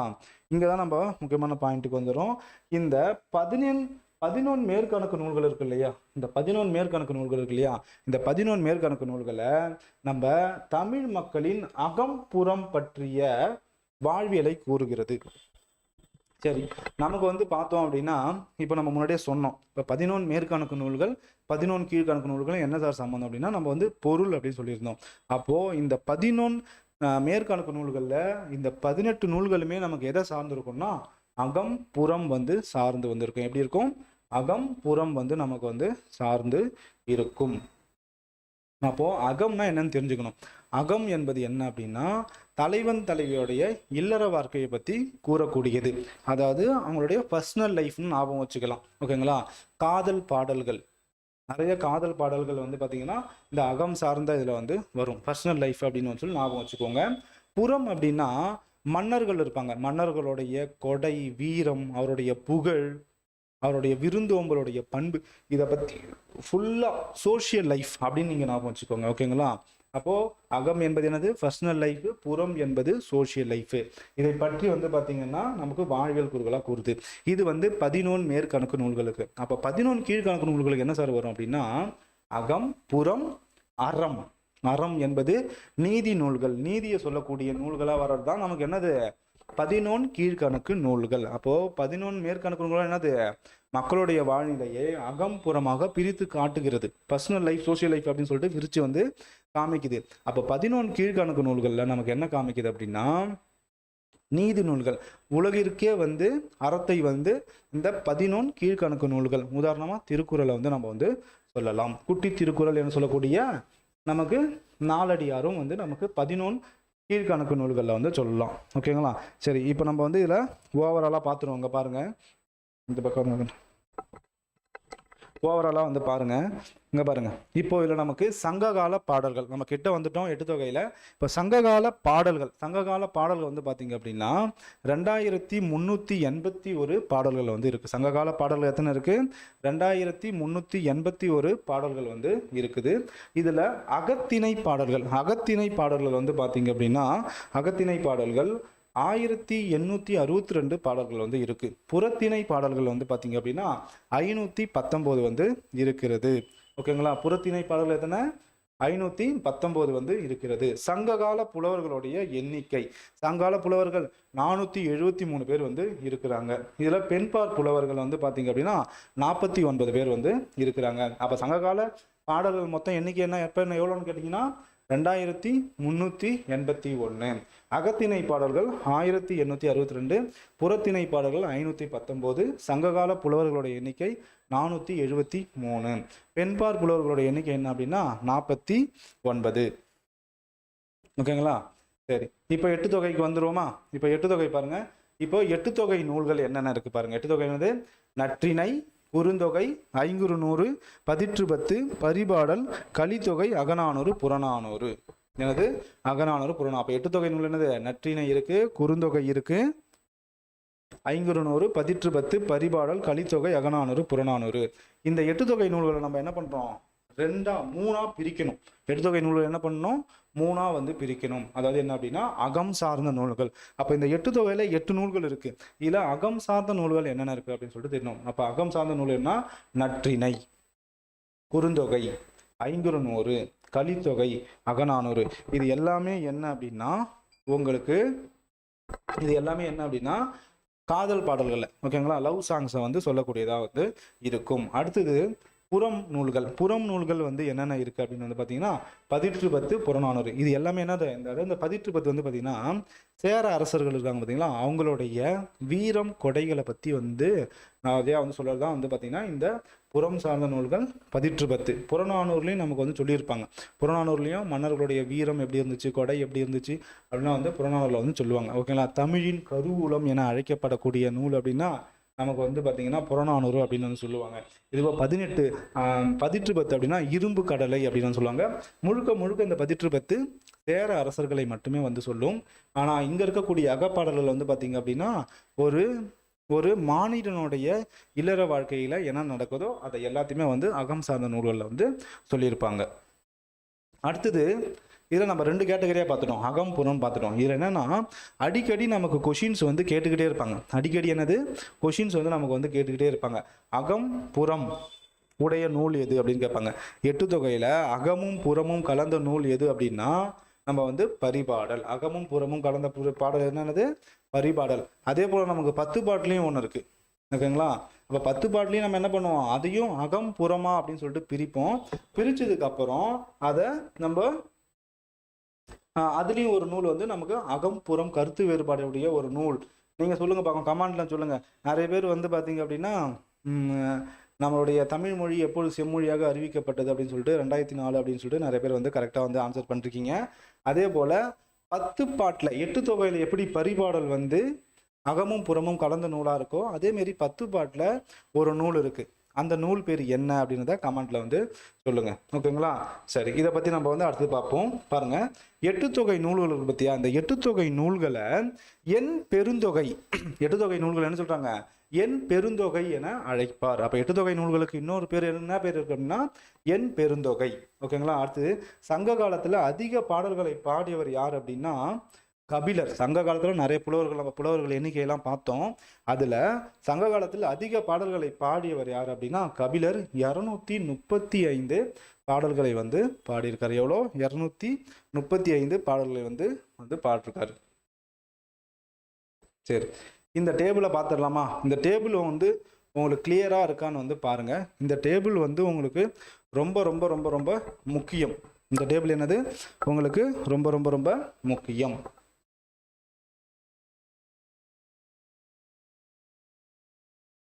இப்படி நடத்தினாலும் உங்களுக்கு புரியுமா?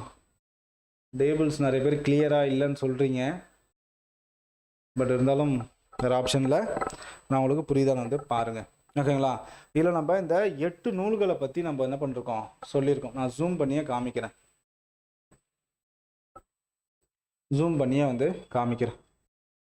இப்போ பாருங்க, நூல் ஃபர்ஸ்ட் நற்றிணை. இந்த டேபிள் எப்படி இருக்குன்னு பாருங்க. நற்றிணை இது நல்லா தெரியுதா? ஷோ ஆகுதா? எஸ், கண்டிப்பாக ஷோ ஆகும். இங்கே பாருங்க, நற்றிணை. இதில் நற்றிணை என்னென்ன கொடுத்துருக்காங்க பாருங்க. இந்த டேபிள்ஸ் வந்து போட்டுக்கோங்க. இந்த டேபிள்ஸ் தெரிஞ்சாலே உங்களுக்கு 2 கொஷின் சூப்பராக. இந்த 8 தொகை நூல்களை நீங்கள் படிக்கலைனாலும் இந்த டேபிள்ஸ் நல்லா தெரிஞ்சாலே என்ன பண்ணலாம், நீங்கள் நல்லா வந்து நீங்கள் வந்து படிச்சிடலாம். ஓகேங்களா. நல்லா வந்து ஆன்சர் பண்ணிடலாம். இப்போ இந்த டேபிளில் பாருங்கள், ஆசிரியர்களுடைய எண்ணிக்கை. இது என்னது? ஆசிரியர்களுடைய எண்ணிக்கை. ஃபஸ்ட்டு காலம். 2வது காலம் வந்து பார்த்திங்கன்னா பாடல்களுடைய எண்ணிக்கை.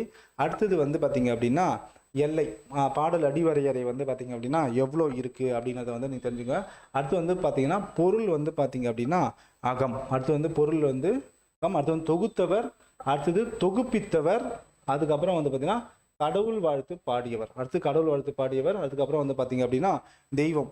இவ்வளோ வந்து பார்த்திங்க அப்படின்னா விஷயங்கள் வந்து இதில் வந்து இருக்குது. ரொம்ப ரொம்ப முக்கியமான டேபிள். இதில் வந்து நான் உங்களுக்கு புரியுமா சொல்கிறேன். ஃபஸ்ட்டு வந்து பார்த்திங்க அப்படின்னா நற்றிணை.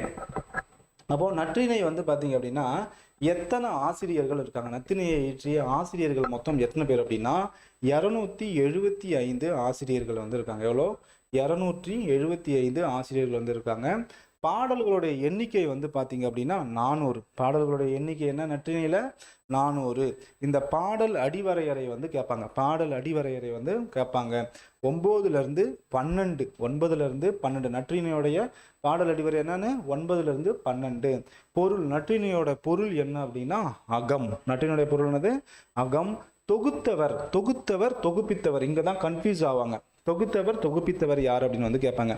இப்போ தொகுத்தவர் அப்படின்னா தெரியலை, எனக்கு தெரியலன்னு இல்லை, அதுக்கான டேட்டாஸே யாருக்குமே தெரியல. தமிழ் புலவர்களுக்கே வந்து பார்த்திங்கன்னா, வரலாற்று ஆய்வாளர்களுக்கே வந்து பார்த்திங்க அப்படின்னா தெரியவில்லை. அப்போ தொகுத்தது யார், தொகுப்பித்தது யார் அப்படின்னு தெரிஞ்சுக்கணும் நீங்கள். ஓகேங்களா? இப்போ நம்ம ஒரு மூவி எடுக்கிறாங்க அப்படின்னா அதுக்கு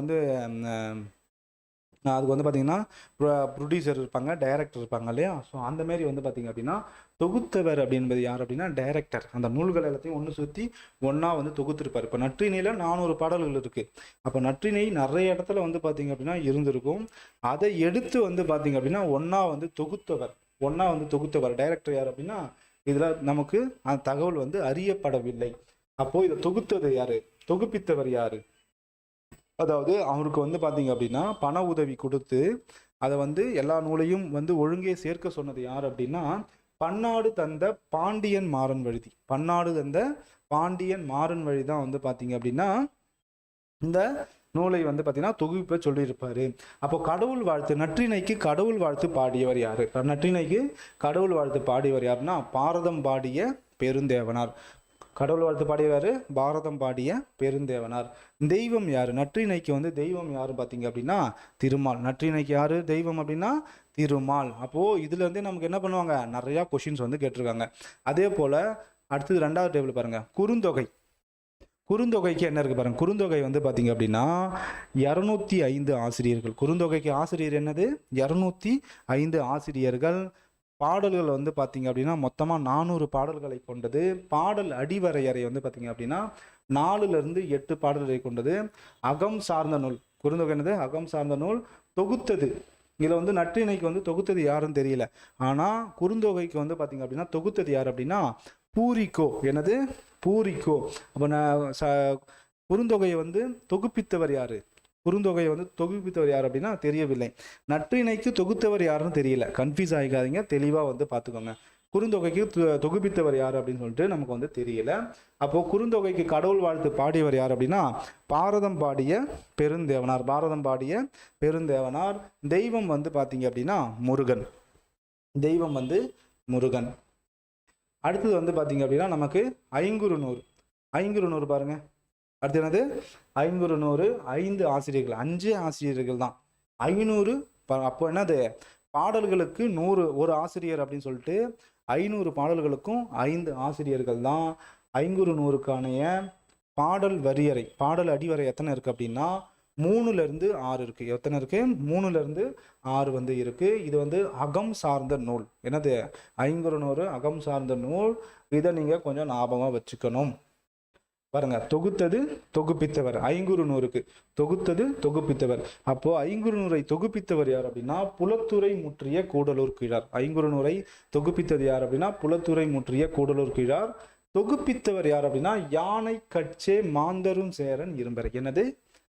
யானை கட்சே மாந்தரும் சேரன் இரும்பரை. இவர் தான் வந்து பார்த்தீங்க அப்படின்னா தொகுப்பித்தவர்.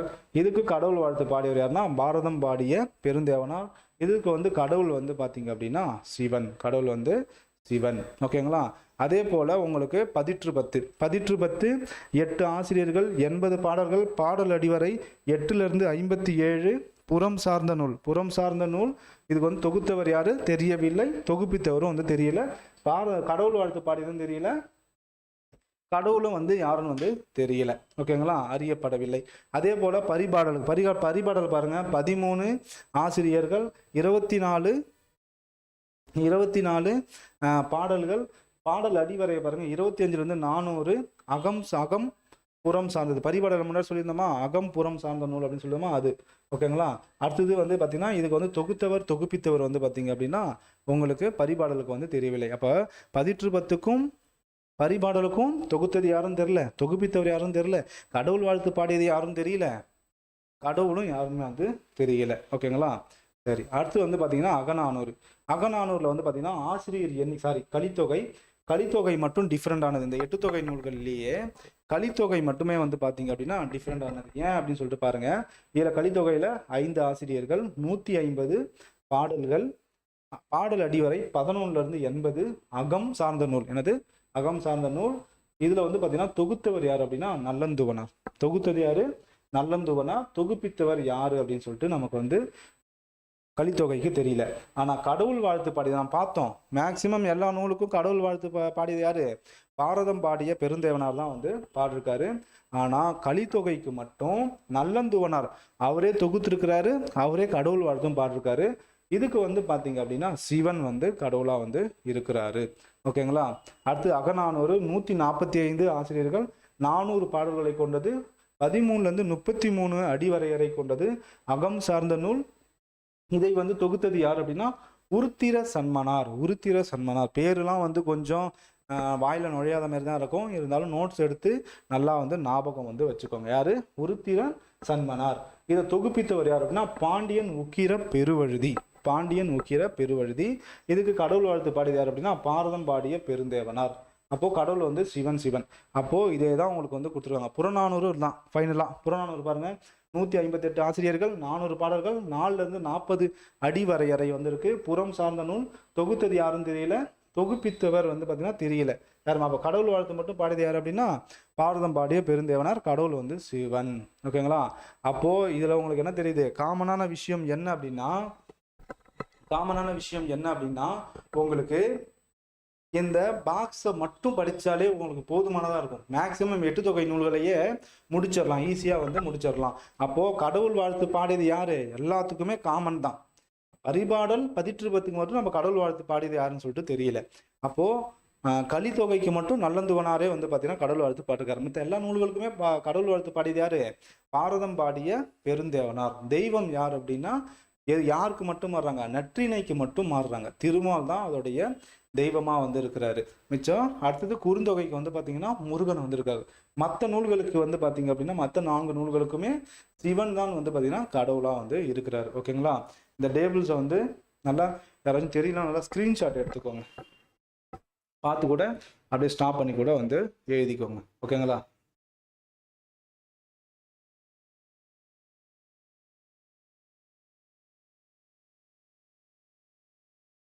இந்த டேபிள்ஸ் வந்து ஃபுல்லாக வந்து பார்த்துக்கோங்க. சரி, அடுத்தது போயிடலாமா? சரி, கையோட நம்ம என்ன பண்ணுறோம்? 10 பாட்டையும் பார்த்துருவோம். கையோட என்ன பண்ணணும்? 10 பாட்டையும் பார்த்துட்டோம் அப்படின்னா நமக்கு 8 தொகை, அதாவது 11 மேற்கணக்கு நூல்கள் வந்து நமக்கு வந்து முடிஞ்சிடும். 11 மேற்கணக்கு நூல்கள் வந்து முடிஞ்சிடும்.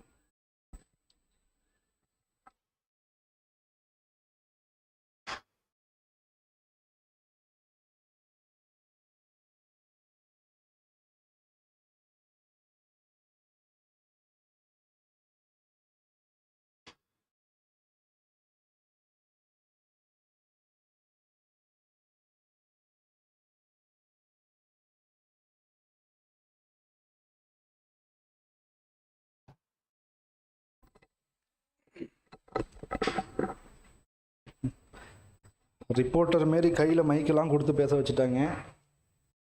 சரி, ஓகே, நமக்கு ஸ்டடீஸ் தான் முக்கியம்.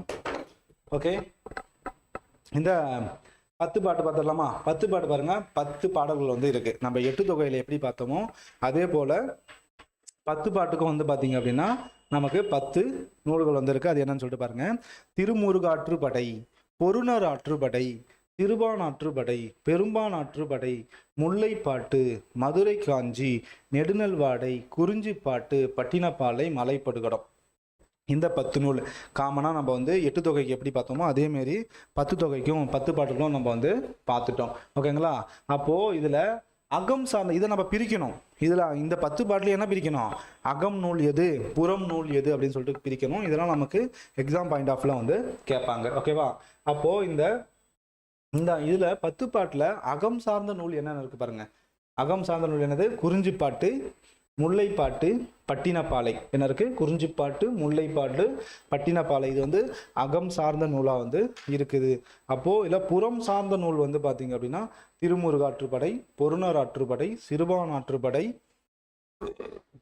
பெரும்பான் ஆற்றுப்படை, மலைப்படுகடம், மதுரை காஞ்சி. அப்போது நமக்கு என்னது? 3 நூல் 10 பாட்டில் 3 நூல், குறிஞ்சிப்பாட்டு, முல்லைப்பாட்டு, பட்டினப்பாலை. இது வந்து நமக்கு என்னவா இருக்கு? அகம் சார்ந்த பாடல்களாக இருக்கு. மற்ற 6 நூல்கள் என்ன இருக்கு? புறம் சார்ந்த நூலாக வந்து இருக்கு. இங்க ஒன்னே ஒன்று மட்டும் நோட்டீஸ் த பாயிண்ட். கமாண்ட்ல கரெக்டாக ஆன்சர் பண்ணியிருந்தீங்க. நெடுநல் வாடை அப்படின்னு சொல்லிட்டு நமக்கு ஆன்சர் பண்ணியிருக்கீங்க. ஓகேங்களா? அப்போ இங்க பாருங்க, இங்க யோசிக்கக்கூடிய ஒரு விஷயம், நமக்கு எட்டு தொகையில வந்து பாத்தீங்க அப்படின்னா, எட்டு தொகையில நமக்கு அகம் புறம் கலந்த நூல் கன்ஃபார்ம்டு பரிபாடல். ஓகேங்களா? என்னது கன்ஃபார்ம், அது வந்து அகம்புறம் கலந்த நூல். ஓகேங்களா? பரிபாடல். ஆனா இங்க வந்து பாத்தீங்க அப்படின்னா நெடுநல் வாடை வந்து பாத்தீங்கன்னா அகம்புறம் கருத்து வேறுபாடுடைய நூல். இன்னும் அது வந்து அகமா புறமா அப்படின்னு வந்து சொல்ல முடியல. ஓகேங்களா? இதுல பிரிச்சு பாருங்க, நெடு நல் வாடை. நெடு, இதை ரெண்டா பிரிக்கணும். இது எப்படின்னா ரெண்டா பிரிக்கணும், நெடு பிளஸ் நெடுவாடை. ஓகேங்களா? அதாவது கெட்டது நடக்கக்கூடியது நம்ம என்ன சொல்லுவோம் அப்படின்னா நெடுவாடை. ஐயோ அந்த துர்நாற்றம் நமக்கு பிடிக்கலையே, நாத்தம் பிடிக்கலையே அப்படின்னு சொல்லிட்டு நெடுவாடை அப்படின்னு சொல்லி அதை வந்து சொல்லுவோம். நல்வாசனை வீசினா அது என்னது நல்வாடை அப்படின்னு சொல்லிட்டு வந்து நம்ம வந்து சொல்லுவோம். அதுதான் வந்து நெடுநல் வாடை. அகமும் புறமும் 10 பாட்டில் அகமும் புறமும் கருத்து வேறுபாடுடைய நூல் வந்து எதுன்னு பார்த்தீங்க அப்படின்னா நமக்கு நெடுநல் வாடை. ஓகே, சரி, நெடுநல் வாடை பார்த்துட்டோம். கையோட எட்டு தொகைக்கு ஒரு எட்டு தொகைக்கு வந்து ஒரு டேபிள்ஸ் பார்த்தோம்ல, அதேமாரி இந்த 10 பாட்டுக்கும் ஒரு டேபிள் இருக்கு. இதை மாத்திட்டீங்க அப்படின்னா கிட்டத்தட்ட எத்தனை 18 நூல்கள். என்னது 18 நூல்கள் வந்து உங்களுக்கு 80% நீங்க முடிச்ச போல. 80% எக்ஸாம் பாயிண்ட் ஆஃப்ல நம்ம உள்ள போய் டெப்தா படிக்கிறது வேற, உள்ள போயிட்டு டெப்தா படிக்கிறது வேற. ஆனா இந்த மேலோட்டமா இருக்கிறதா நமக்கு எக்ஸாம் பாயிண்ட் ஆஃப்ல கேட்பாங்க. இதுல ஆல்ரெடி ப்ரீவியஸ்ல படிச்ச பசங்களா இருக்காங்க பாத்தீங்களா? ஸோ அவங்களாம் வந்து பாத்தீங்கன்னா அவங்களுக்கு நல்லாவே தெரியும். ஓகேங்களா? எங்கெங்கெல்லாம் கொஷின் கேட்குறாங்க அப்படின்னு சொல்லிட்டு. இப்போ புதுசாக படிக்கிறவங்களுக்கு வந்து பார்த்தீங்கன்னா நான் சொல்ல வேண்டியது என்னென்னா, இந்த டேட்டாஸ்லேருந்தே உங்களுக்கு பேசிக்கான கொஷின்ஸ் எல்லாமே கேட்டுருவாங்க. இதுவே வந்து பார்த்தீங்கன்னா உங்களுக்கு ரொம்ப டெப்த்தான கொஷினாக வந்து இருக்கும். அப்போது நம்ம எட்டு தொகை நூல்களில் நம்ம ஒரு காலம் டேபிள் பாக்ஸ் வந்து நம்ம வந்து பார்த்தோம். அதேமாரி 10 பாட்டுக்கும் நம்ம பார்த்துட்டோம் அப்படின்னா ஒரு வேலை வந்து முடிஞ்சுது. 10 பாட்டுக்கு பார்த்துடலாமா? 10 பாட்டுக்கு, ஏன்னா இதுலேயும் கொஷின் வந்து கேட்பாங்க. இந்த டேபிள்ஸ் உங்களுக்கு கிளியராக தெரியுதா அப்படின்னு தான் பாருங்க. 10 பாட்டு நூல் எட்டு தொகைக்கு பெருசா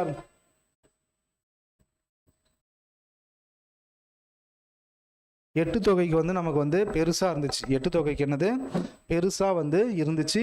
அந்த அளவுக்குலாம் வந்து பார்த்தீங்கன்னா நமக்கு 10 பாட்டில் இந்த டேபிளில் வந்து இருக்காதுங்க. பாருங்க 10 பாட்டு நூல்கள் பாருங்க. 10 பாட்டு நூல்கள், 10 பாட்டு நூல்களில் என்ன இருக்கு பாருங்க.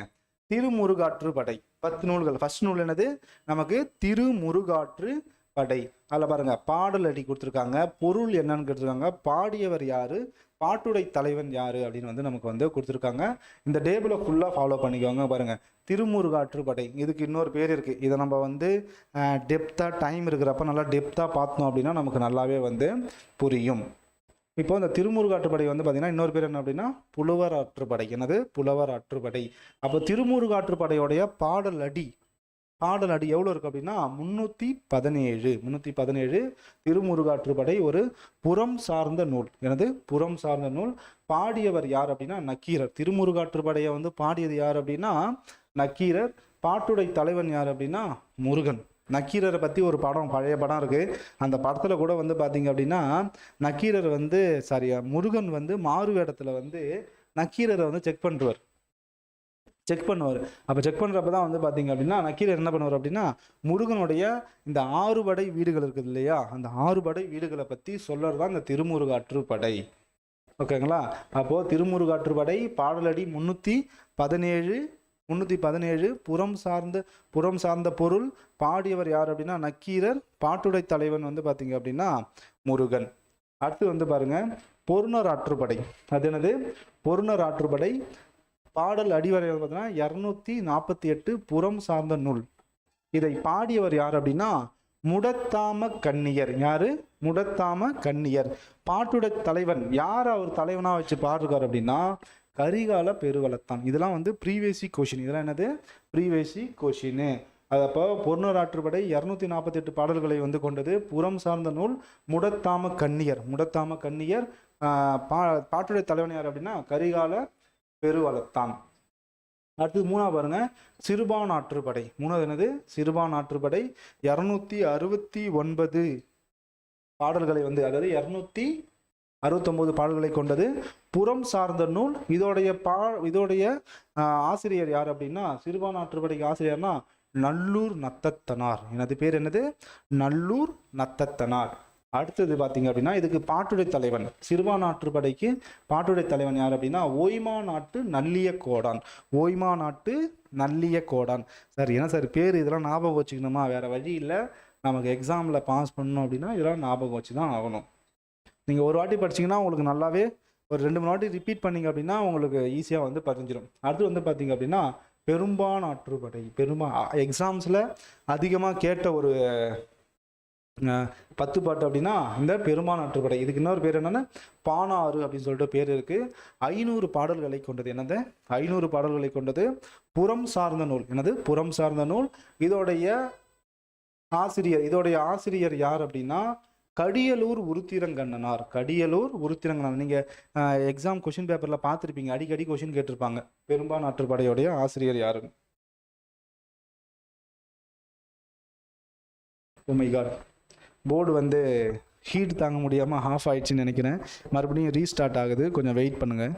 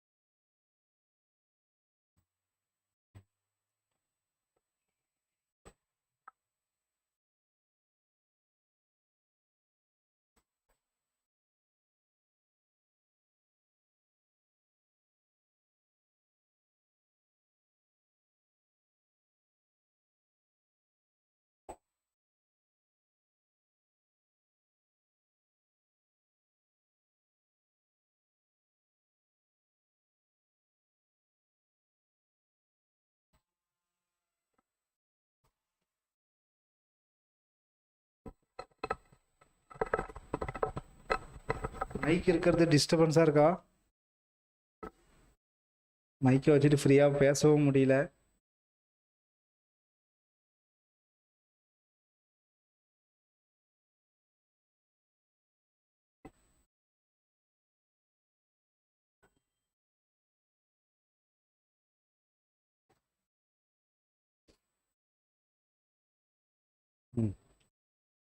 ஓகேங்களா? கரெக்டாக வந்து வந்துடுச்சு. நம்ம என்ன பார்த்துருந்தோம்?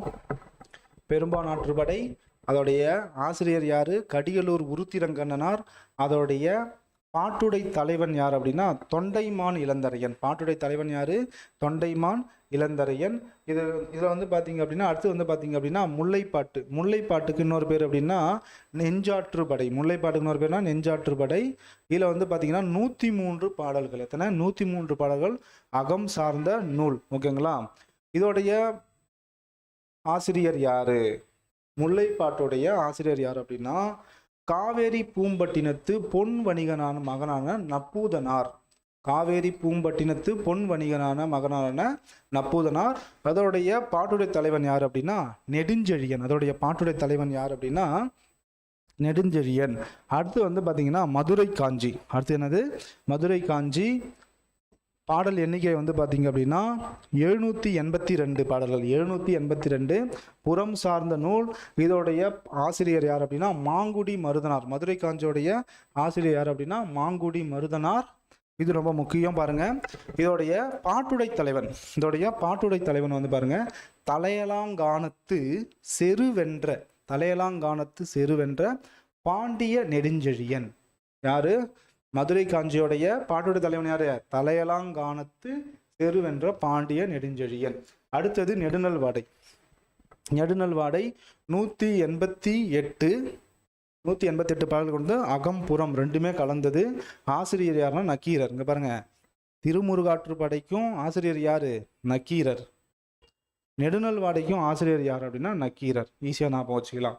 அடுத்தது நெடுநல்வாடைக்கும் வந்து பார்த்தீங்க அப்படின்னா பாட்டுடை தலைவன் யார் அப்படின்னா தலையலாங்கானத்து செருவென்ற பாண்டிய நெடுஞ்செழியன். அப்போது மதுரை காஞ்சிக்கும் நெடுநல்வாடைக்கும் பாட்டுடை தலைவன் யார்?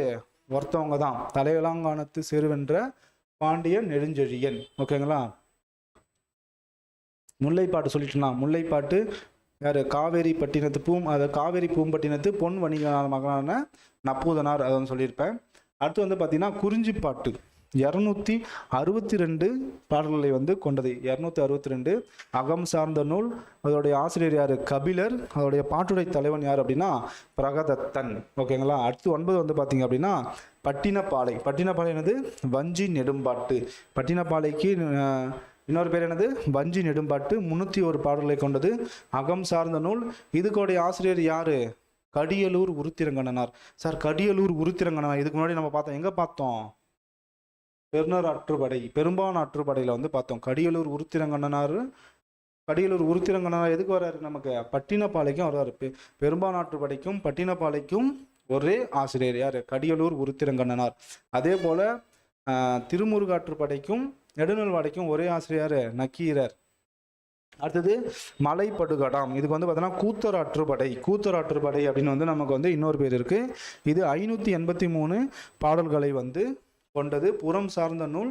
ராணிய முட்டத்து பெருங்கண்ணூர் பெருங்கௌசிகனார். இதோடைய ஆசிரியர் ராணிய முட்டத்து பெருங்குன்னூர் பெருங்கௌசிகனார்.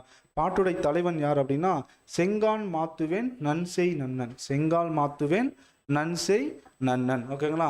அப்போ இந்த 2 டேபிளும் நீங்க முடிச்சதுன்னா உங்களுக்கு கிட்டத்தட்ட நீங்க முடிச்ச மாதிரி.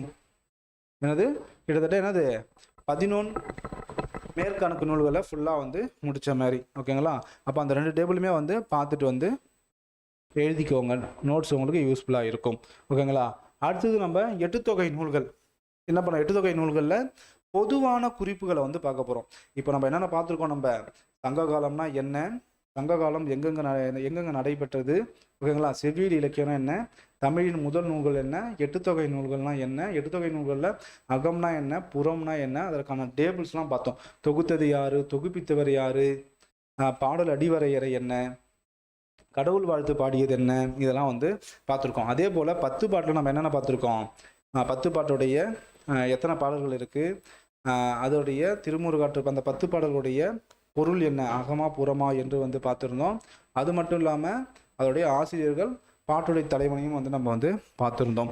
இப்போ நம்ம என்ன பண்ண போகிறோம் அப்படின்னா, இது வரைக்கும் பார்த்தது போதும். இப்போ நம்ம என்ன பண்ணோம்னா எட்டுத்தொகை நூலை பற்றி பொதுவான குறிப்பு, ஃபேக்டாக இருக்கக்கூடிய விஷயங்களை எல்லாமே வந்து பார்த்துடலாம். பாருங்க, எட்டுத்தொகை நூல் பாருங்க. பொதுவான குறிப்பு: எட்டுத்தொகை நூல்கள் எண் பெருந்தொகை என அழைக்கப்படுகிறது. எட்டுத்தொகை நூல்கள் என்னது? எண் பெருந்தொகை. எட்டுத்தொகை நூல்கள் என்ன சொல்றோம்? நம்ம எண் பெருந்தொகை அப்படின்னு வந்து நம்ம வந்து சொல்றோம். எண் பெருந்தொகை. எட்டுத்தொகை நூல்கள் என்ன சொல்றோம்? எண் பெருந்தொகை அப்படின்னு வந்து சொல்றோம். எட்டுத்தொகை நூல்கள் மொத்தம் வந்து பார்த்தீங்க அப்படின்னா 8 பேர்கள் பழம்பெரும் பாடல்கள் ஒன்று. இப்போ எட்டுத்தொகை நூல்கள் ஒன்று இருக்கு. ஓகேங்களா. அப்போ எட்டுத்தொகை நமக்கு தெரியும். நற்றிணை, குறுந்தொகை, ஐங்குறுநூறு. அது எப்படி நமக்கு தெரியும்? அப்போ புலவர்களுக்கு, உரை ஆசிரியர்களுக்கு எப்படி தெரியும்? அப்போ பழைய பாடல் வந்து ஒரு ஓலைச்சுவடி வந்து பார்த்தீங்க அப்படின்னா, அந்த ஓலைச்சுவடியில பழைய பாடல் வந்து நமக்கு வந்து கொடுத்துருக்கு. அந்த பாடல்கள் தான் என்ன அப்படின்னா, இந்த பாட்டை பாருங்க. அந்த பாட்டு தான் வந்து பாருங்க. அதாவது என்னன்னா,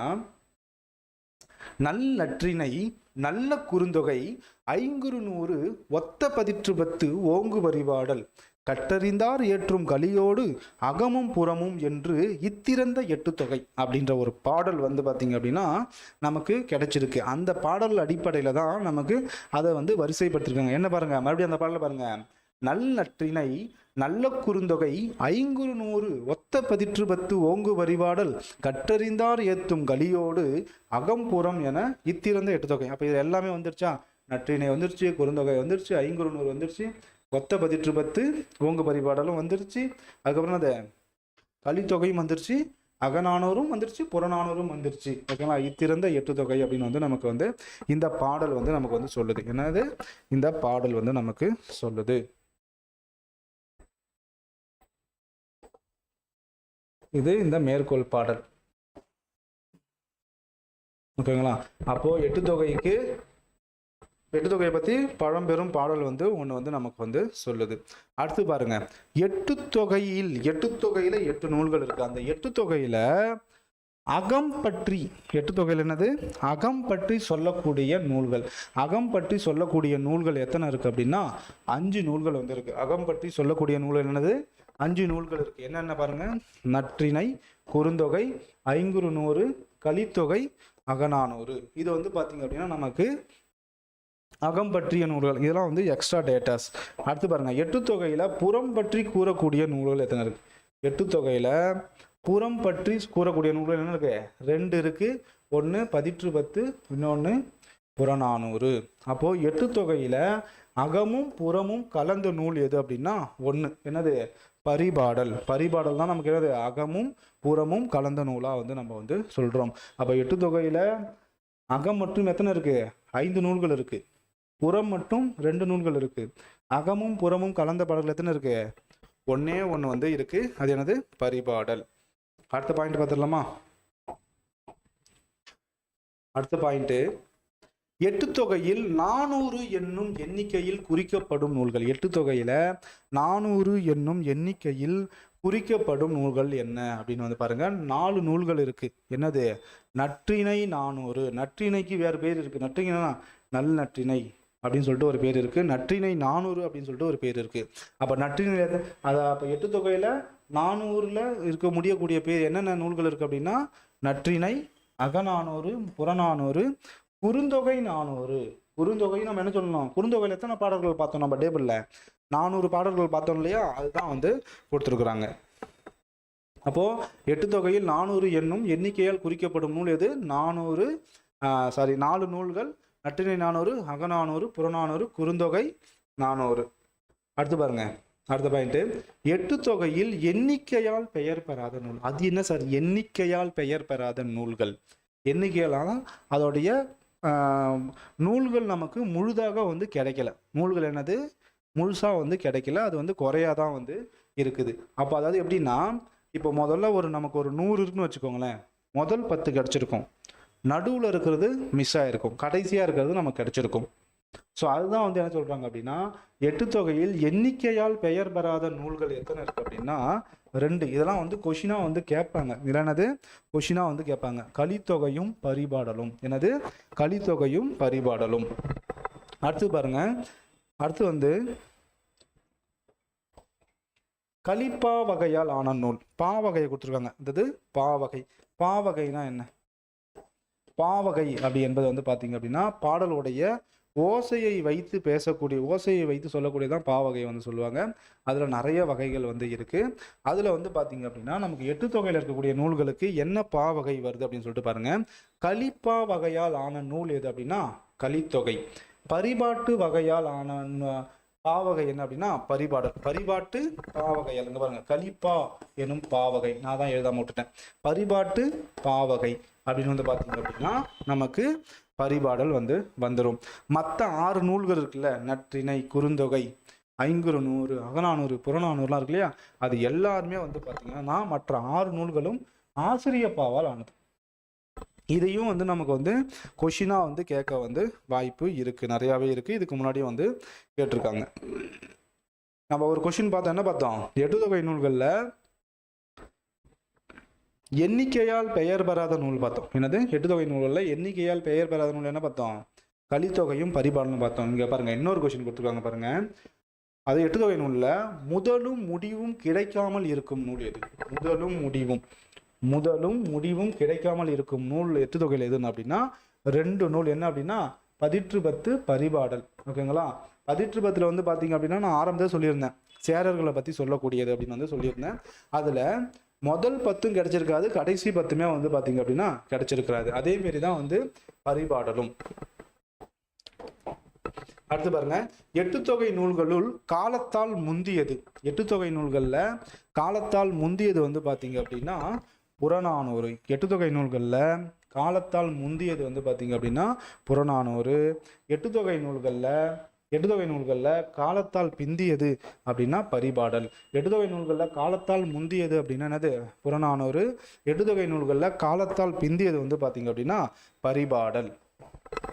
அடுத்து பாருங்க, எட்டு தொகை நூல்களுள் முதலாக தொகுக்கப்பட்ட நூல் எது? முதலாக அப்ப நம்ம சொல்றதே எப்படி சொல்றோம்? நம்ம எப்படி சொல்றோம்? நம்ம எப்படி சொல்றோம்? அதை முதல்ல தொகுக்கப்பட்ட நூல் அப்படின்னா எது அப்படின்னா குறுந்தொகை. ஆனா நம்ம சொல்றது எப்படி சொல்றோம்? நற்றிணை, குறுந்தொகை, ஐங்குறு நூறு அப்படின்னு சொல்லிட்டு அந்த ஆர்டர் சொல்கிறோம். அப்போது நம்ம அந்த இதை ஸ்டார்ட் பண்ணும்போது நல் என்ற ஒரு, ஏன்னா எப்படி ஸ்டார்ட், நற்றிணை எப்படி ஸ்டார்ட் ஆகும்னா நல் நற்றினை ஸ்டார்ட் ஆகணும். அப்போ அந்த நல் என்ற ஒரு அடைமொழியோட ஸ்டார்ட் ஆகணும் அப்படின்றதுக்காக என்ன பண்ணுறாங்க அப்படின்னா நற்றிணையை முதல்ல வச்சு வந்து சொல்கிறாங்க. அப்போ எட்டுத்தொகையில் முதலாக தொகுக்கப்பட்ட நூல் எது அப்படின்னா குறுந்தொகை. பரிபாடலை சொல்லியிருந்தோம். என்னது பரிபாடல்? அகம் புறம் கலந்தது. அகம் புறம் கலந்தது. இதான் சொல்றாங்க, காமம் கடவுள் இவ்விரண்டும் கண்ணியது அப்படின்னு வந்து பரிபாடலை வந்து சொல்லப்படுகிறது. ஓகேவா? சரி, ஓகே. இது வரைக்கும் நம்ம என்னென்ன பார்த்துருக்கோம்? எட்டுத்தொகையை பற்றி ஓவராலாக எல்லாமே பார்த்துட்டோம். கண்டிப்பாக இந்த கிளாஸை கவனிக்கிறவங்களுக்கு இதை பற்றி ஒரு நல்ல ஒரு ஐடியா வந்து கிடைச்சிருக்கும். இப்போ நான் என்ன பண்ணுறேன் அப்படின்னா ஒரு உதாரணமாக, ஓகேங்களா, உங்களுக்கு ஒரே ஒரு நூல், மொத்தம் நமக்கு என்னது 18 நூல்கள் இருக்குது. மொத்தம் என்னது 18 நூல்கள் இருக்குது. அந்த 18 நூல்களை நான் இந்த ஒரு மெத்தட் உங்களுக்கு சொல்கிறேன். ஒரே ஒரு மெத்தட் மட்டும் எப்படி ஃபாலோ பண்ணணும் அப்படின்ற ஒரே ஒரு நற்றிணைக்கு மட்டும் அதில் என்னென்ன டேட்டாலாம் எடுக்கணும் அப்படின்னு சொல்கிறேன். அதேமாரி நீங்கள் 18 நூல்களுக்கும் வந்து எடுத்து வந்து வச்சுக்கோங்க. ஓகேங்களா? இப்போ நற்றிணை மட்டும் நான் உங்களுக்கு எப்படின்னு சொல்லிட்டு சொல்கிறேன் பாருங்கள். நற்றிணை இப்போ நற்றிணையில் நீங்கள் நோட்ஸ் எடுக்கணும், நற்றிணையை நீங்கள் படிக்கணும் அப்படின்னா என்னென்ன இருக்கணும் அப்படின்னு பார்த்தீங்கன்னா நற்றிணையோடைய அடிவரையறை என்ன, நற்றிணையோடைய அடிவரையறை என்ன இருக்கணும்? ஓகேங்களா? 9லேருந்து 12. நற்றிணையை தொகுத்தது யாரு? தெரியவில்லை. நம்ம இதெல்லாம் பார்த்தோம், அந்த டேபிள்லேயே பார்த்தோம் பார்த்தீங்களா? அதே பார்த்துக்கணும். தொகுப்பித்தவர் யாரு? பன்னாடு தந்த பாண்டியன் மாறன் வழுதி. நற்றிணைக்கு முதல் உரை எழுதியவர் யார்? நற்றிணைக்கு முதல் உரை எழுதியது யார் அப்படின்னா இது எக்ஸாம் பாயிண்ட் ஆஃப்ல நமக்கு முக்கியம். ஓகேங்களா? இதெல்லாம் நமக்கு எக்ஸ்ட்ரா பாயிண்ட்டு. இதேமாரி நீங்கள் குறுந்தொகை, ஐங்குறு நூறு, பதிற்று பத்து இது எல்லாத்துக்குமே வந்து நோட்ஸ் வந்து எடுக்கணும். இப்போ நற்றிணைக்கு முதல் உரை எழுதியவர் யார் அப்படின்னா பின்னத்தூர் நாராயணசாமி ஐயர். நற்றிணைக்கு முதல் உரை எழுதியது யார் அப்படின்னா பின்னத்தூர் நாராயணசாமி ஐயர். எப்போ அப்படின்னா 1914 1914 வந்து பார்த்தீங்க அப்படின்னா இவருக்கு வந்து பார்த்தீங்கன்னா உரை வந்து எழுதிடுவாங்க. அப்போ இவருக்கு பின்னர் வந்து நற்றிணைக்கு உரை எழுதியது யார் அப்படின்னா ஔவை துரைசாமி பிள்ளை. ஔவை துரைசாமி பிள்ளை. அப்போ பதிப்பிக்கிறது வேற, உரை எழுதுறது வேற. நல்லா புரிஞ்சுக்கணும். உரை எழுதுனா என்னது? அதை எக்ஸ்பிளைன் பண்ணி எழுதுதான் வந்து உரை எழுதுறதுன்னு சொல்லியிருக்காங்க. அப்போ நற்றிணைக்கு முதல் உரை எழுதியவர் யார் அப்படின்னா பின்னத்தூர் நாராயணசாமி ஐயர் 1914. இவருக்கு பின்னர் வந்து பார்த்தீங்கன்னா ஔவை துரைசாமி. இதே போல் நீங்கள் எட்டுத்தொகை நூல்கள் எல்லாத்துக்குமே வந்து எழுதணும். 10 பாட்டுக்கும் இதுமாரி எக்ஸ்ட்ரா டீட்டெயில் வந்து எழுதணும். வேற என்ன எக்ஸ்ட்ரா டீட்டெயில் பாருங்கள். நற்றிணையுடைய வேறு பெயர் என்ன? நற்றிணையுடைய வேறு பெயர் நற்றிணை 400. நற்றிணை 400 நல் நற்றிணை. ஓகேங்களா? நற்றிணை 400 நல் நற்றிணை. 2 பேர் இருக்கு. நூல் பெயர் காரணம் கொடுத்துருவாங்க பாருங்க. அப்போ நற்றிணையை நம்ம எப்படி பிரிக்கலாம்னு பாருங்க. நன்மை பிளஸ் திணை ஒரு வாட்டி பிரிக்கலாமா? அடுத்தது நல் பிளஸ் திணை நற்றிணை. அப்போ ரெண்டா பிரிக்கலாம். நன்மை பிளஸ் திணைனும் பிரிக்கலாம், நல் பிளஸ் திணைனும் பிரிக்கலாம். அதே மாதிரி குறுந்தொகை எப்படி பிரிப்பாங்க அதை வந்து பார்த்துக்கோங்க. அடுத்தது நல் என்ற அடைமொழியுடன் போற்றப்படுவது வந்து பார்த்தீங்கன்னா நற்றிணை. நல் என்ற அடைமொழியுடன் போற்றப்படுவது நற்றிணை. அடுத்து பாருங்க, திணைனா என்ன? திணை அப்படின்னா நிலம், குடி, ஒழுக்கத்தை வந்து குறிக்கக்கூடியதுதான் வந்து பார்த்தீங்கன்னா நம்ம வந்து திணை அப்படின்னு வந்து நம்ம வந்து சொல்லுவோம். ஓகேங்களா? அப்போ நற்றிணை என்பதற்கு இன்னொரு பெயர் இருக்கு. என்ன பொருள்? நற்றிணை என்பதற்கு இன்னொரு பொருள் இருக்கு. என்ன அப்படின்னா நல்ல ஒழுங்கலாறு. நல்ல ஒழுங்கலாறு அப்படின்னு சொல்லிட்டு ஒரு இன்னொரு பொருளும் வந்து கொடுத்துருக்குறாங்க. அப்போ இதெல்லாம் எக்ஸ்ட்ரா டீட்டெயில்ஸ் வந்து நீங்கள் வந்து எடுத்துக்கணும். ஓகேங்களா? ஸோ இது வரைக்கும் நம்ம பார்த்தது வந்து பார்த்தீங்கன்னா எக்ஸ்ட்ரா டீட்டெயில்ஸ். அப்போ இதுக்கப்புறம் நம்ம பார்க்க போகிறது என்னென்னா இந்த பாடல் வரிகள். இந்த பாடல் இது மட்டும் கொஞ்சம் தெரியுதா பாருங்க. நான் சுருக்கிட்டேன். ஓகேங்களா? வேணாம், சுருக்கிட்டேன். இதை மட்டும் நான் உங்களுக்கு இப்போ சொல்கிறேன். சார் எல்லாம் பயப்படுவாங்க. எல்லாமே வந்து என்ன பண்ணுவாங்க அப்படின்னா இந்த டேட்டாஸை வந்து கரெக்டாக வந்து ஃபாலோ பண்ணிப்பாங்க. டேட்டாஸ் வந்து எல்லாத்தையுமே வந்து கரெக்டாக வந்து ஃபாலோ பண்ணிப்பாங்க. எல்லாத்தையுமே அந்த ஃபேக்டாக இருக்கிறது எல்லாமே படிச்சுப்பாங்க. அப்போ எல்லாமே எங்கே போயிட்டு லாக் ஆவாங்க அப்படின்னு சொல்லிட்டு பார்த்தீங்க அப்படின்னா இந்த பாடலில் தான். சார் இந்த பாடலை ஞாபகம் வச்சுக்கிறது தான் வந்து பார்த்தீங்க அப்படின்னா ரொம்ப கஷ்டப்படுவாங்க. ஸோ அதெல்லாம் வந்து பார்த்தீங்க அப்படின்னா எனக்கு தெரிஞ்சு இருக்கிறதுலையே ரொம்ப ஈஸியாக இருக்கிறது வந்து பார்த்தீங்க அப்படின்னா இந்த பாடல் வரிகள் தான் ரொம்ப ஈஸியாக இருக்கிறது. அப்படி என்ன இதில் இருக்குது அப்படின்றத நான் வந்து எக்ஸ்பிளைன் பண்ணுறேன். இந்த சின்னதாக இருக்கிறது உங்களுக்கு தெரியுதா இல்லை பெருசாக வச்சிடலாமா? ஓகேங்களா? சரி, நற்றிணையிலேருந்து ஒரு பாடல் எடுத்திருக்கேன். நற்றில இருந்து ஒரு பாடல் எடுத்துக்கோங்க பாருங்க. அரிகால் மாறிய அங்கன் அகல்வயல் மறுகால் உழுத ஈரச் செருவின் வித்தோடு சென்ற வட்டி பற்பல மீனோடு பெயரும் யானர் ஊரே. இதோட ஒரு பாயிண்டா நம்ம வந்து வச்சுப்போம். ஓகேங்களா? பாருங்க, ஃபர்ஸ்ட் பாயிண்ட் எப்படி வைக்கிறோம்? அரிகால் மாறிய அங்கன் அகல்வயல் மறுகால் உழுத ஈரச் செருவின் வித்தோடு சென்ற வட்டி பற்பல மீனோடு பெயரும் யானர் ஊரே அப்படின்ற பாடல் வந்து இருக்கு. ஓகே, இது எப்படி சார் நம்ம ஞாபகம் வச்சுக்கிறது அப்படின்னா, முதல்ல வந்து பார்த்தீங்கன்னா இதற்கான பொருளை வந்து நீங்கள் தெரிஞ்சிருக்கணும். நம்ம ஸ்கூல் புக்லேயே வந்து கொடுத்துருப்பாங்க. ஓகேங்களா? ஸ்கூல் புக்கில் என்ன பண்ணிருப்பாங்க, நமக்கு கொடுத்துருப்பாங்க. இங்கே பார்த்தீங்களா, லாஸ்ட்டாக நான் உங்களுக்கு கொடுத்து பாருங்க, சொற்பொருள் கொடுத்துருக்கேன்னா, சொற்பொருள் வந்து கொடுத்துருக்கேன் பாருங்க. ஓகேங்களா? அரினா என்னது? நெற்கதிர். செரு அப்படின்னா வயல். யானர் அப்படின்னா புது வருவாய். வட்டி அப்படின்னா பனையோலை பெட்டி. நெடிய மொழிதல் அப்படின்னா அரசிடம் சிறப்பு பெறுதல். சான்றோர் அப்படின்னா மக்கள். இதுமாரி உங்களுக்கு நீங்கள் ஒவ்வொரு பாடல்கள் படிக்கும் போதும் உங்களுக்கு மேற்கோள்கள் வந்து இதுமாரி சொற்பொருள் வந்து கொடுத்துருப்பாங்க. அப்போ ஒரு பாடலை படிச்சுட்டு அந்த பாடலுக்கான சொற்பொருளை வந்து நீங்கள் வந்து கண்டிப்பாக வந்து படிக்கணும். அப்போ தான் வந்து அந்த பாடல் வந்து புரியும். இப்போ அந்த பாடலுக்கான பொருள் என்ன அப்படின்றத நான் வந்து உங்களுக்கு எக்ஸ்பிளைன் பண்ணுறேன். தண்ணி மட்டும் குடிச்சிக்கிறேன்.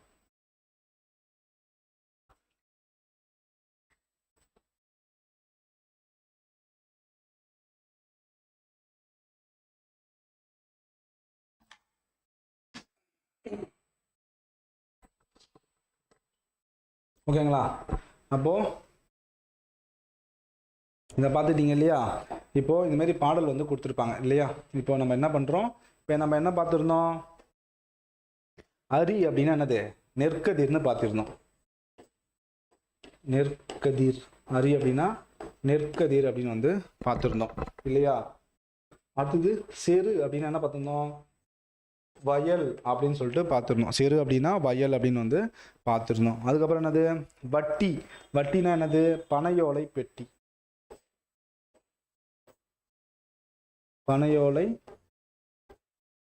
பனையோலை பெட்டி அப்படின்னு வந்து பார்த்துருந்தோம். ஓகேங்களா?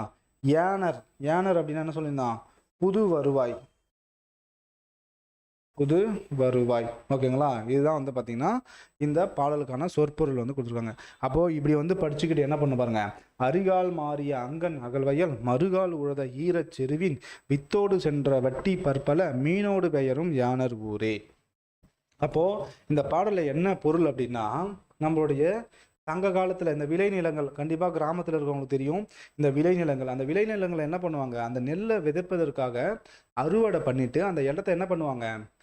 மாடுகளை வச்சு வந்து உழுவாங்க. அப்போ உழுவுறப்போ அதுக்கு என்ன பண்ணுவாங்க? போயிட்டு விதையை விதைக்கணும் இல்லையா? அந்த விதையை விதைக்கிறதுக்காக வந்து பார்த்தீங்க அப்படின்னா போகிறாங்க. அப்போ போகிறப்ப என்ன பண்ணுறாங்க அப்படின்னா, அந்த விதை, அதாவது அந்த நெற்கதிர் என்ன பண்ணுறாங்க அப்படின்னா, இந்த பனையோலை பெட்டி, வட்டின்னு சொன்னோம்ல, இந்த பனையோலை பெட்டியில் வந்து அந்த நெற்கதிரை வந்து கொண்டு வந்து போகிறாங்க. அப்போ கொண்டு போயிட்டு அவங்க என்ன பண்ணுறாங்க அப்படின்னா, அந்த வயல், அதாவது செருவின் அப்படிங்களா, அந்த வயலில் வந்து பார்த்தீங்க அப்படின்னா அந்த விதையை வந்து விதைக்கிறாங்க. அப்போ விதைச்சிட்டு அவங்க திருப்பி வீட்டுக்கு வரும்போது என்ன பண்ணுறாங்க அப்படின்னா, அந்த வயலுக்கு பக்கத்தில் இருக்கக்கூடிய ஒரு குளம், அந்த குளத்துல இருக்கக்கூடிய மீன்களை பிடிச்சிட்டு வந்து ஊருள்ள வந்து விற்கிறாங்க.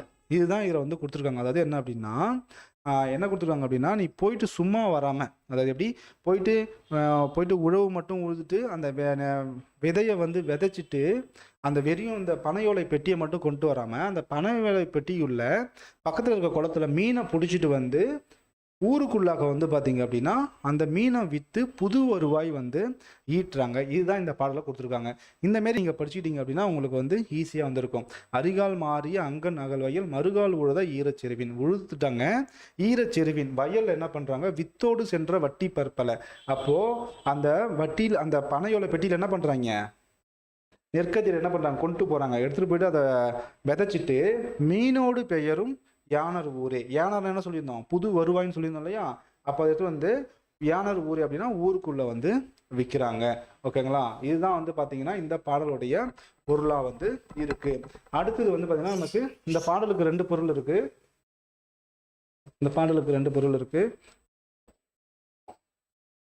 அடுத்தது இது பாருங்க, இது ஒரு பொருளாக இருக்கும். நான் ரெண்டாக வந்து பிரித்து வந்து சொல்கிறேன். இது ஒன்று, மேலே 4 லைன். ஓகேங்களா? இது 210வது பாடல், மிளக்கிழார் நல்வேட்டனார் எழுதிய பாடல், நற்றிணையுடைய பாடல். இதில் வந்து பாருங்க, நெடிய மொழிதலும் கடிய ஊர்தலும் செல்வம் அன்றுதான் செய்வினை பயனே, சான்றோர் செல்வம் என்பது சேர்ந்தோர் புன்கண் அஞ்சும் பண்பின் மென்கண் செல்வம் செல்வம் என்பதுவே அப்படின்னு சொல்லிட்டு நற்றிணையுடைய அடுத்த பாடல் இருக்கு.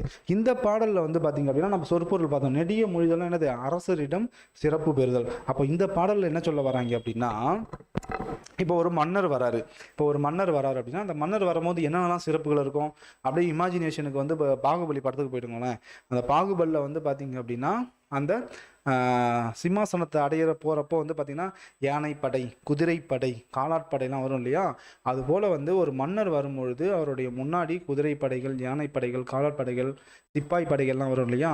இதெல்லாம் வந்து பார்த்திங்கன்னா அவர் செய்த சிறப்பு, முன் ஜென்ம பயன். அவர் முன் ஜென்மத்தில் வந்து நல்ல ஒரு மனிதனாக வாழ்ந்ததுனால தான் இந்த ஜென்மத்தில் வந்து பார்த்திங்கன்னா ராஜாவாக வந்து வாழ்கிறாரு அப்படின்னு வந்து சொல்கிறாங்க.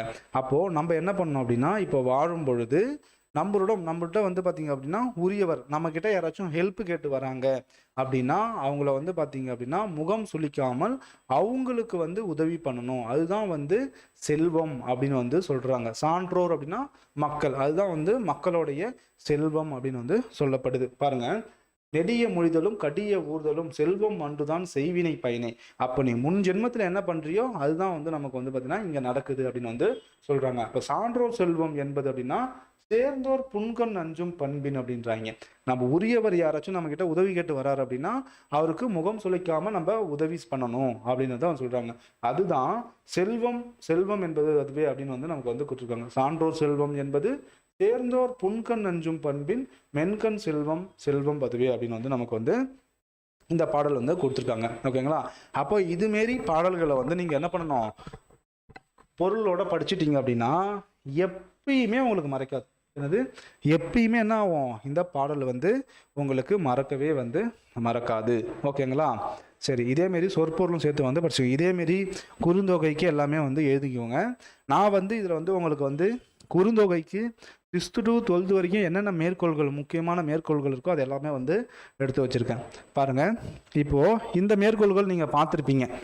கோட்சுரா எரிந்தென சுருங்கிய நரம்பின் முடிமுதிர் பரதவர் அப்படின்னு வந்து சொல்லியிருக்கோம். என்னது? கோட்சுரா எரிந்தென சுருங்கிய நரம்பின் முடிமுதிர் பரதவர் அப்படின்னு சொல்லுவாங்க. என்ன அப்படின்னா, சுறாமீன் தாக்கியதால் ஏற்பட்ட புண்ணை நரம்பினால் தைத்த செய்தி. எங்க நமக்கு 6ஆம் புக்கில் வந்து கொடுத்துருப்பாங்க. ஓகேங்களா?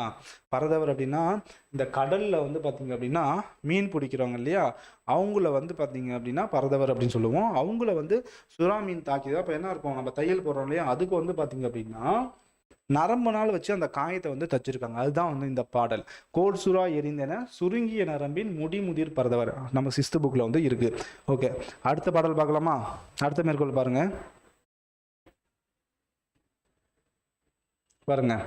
அடுத்த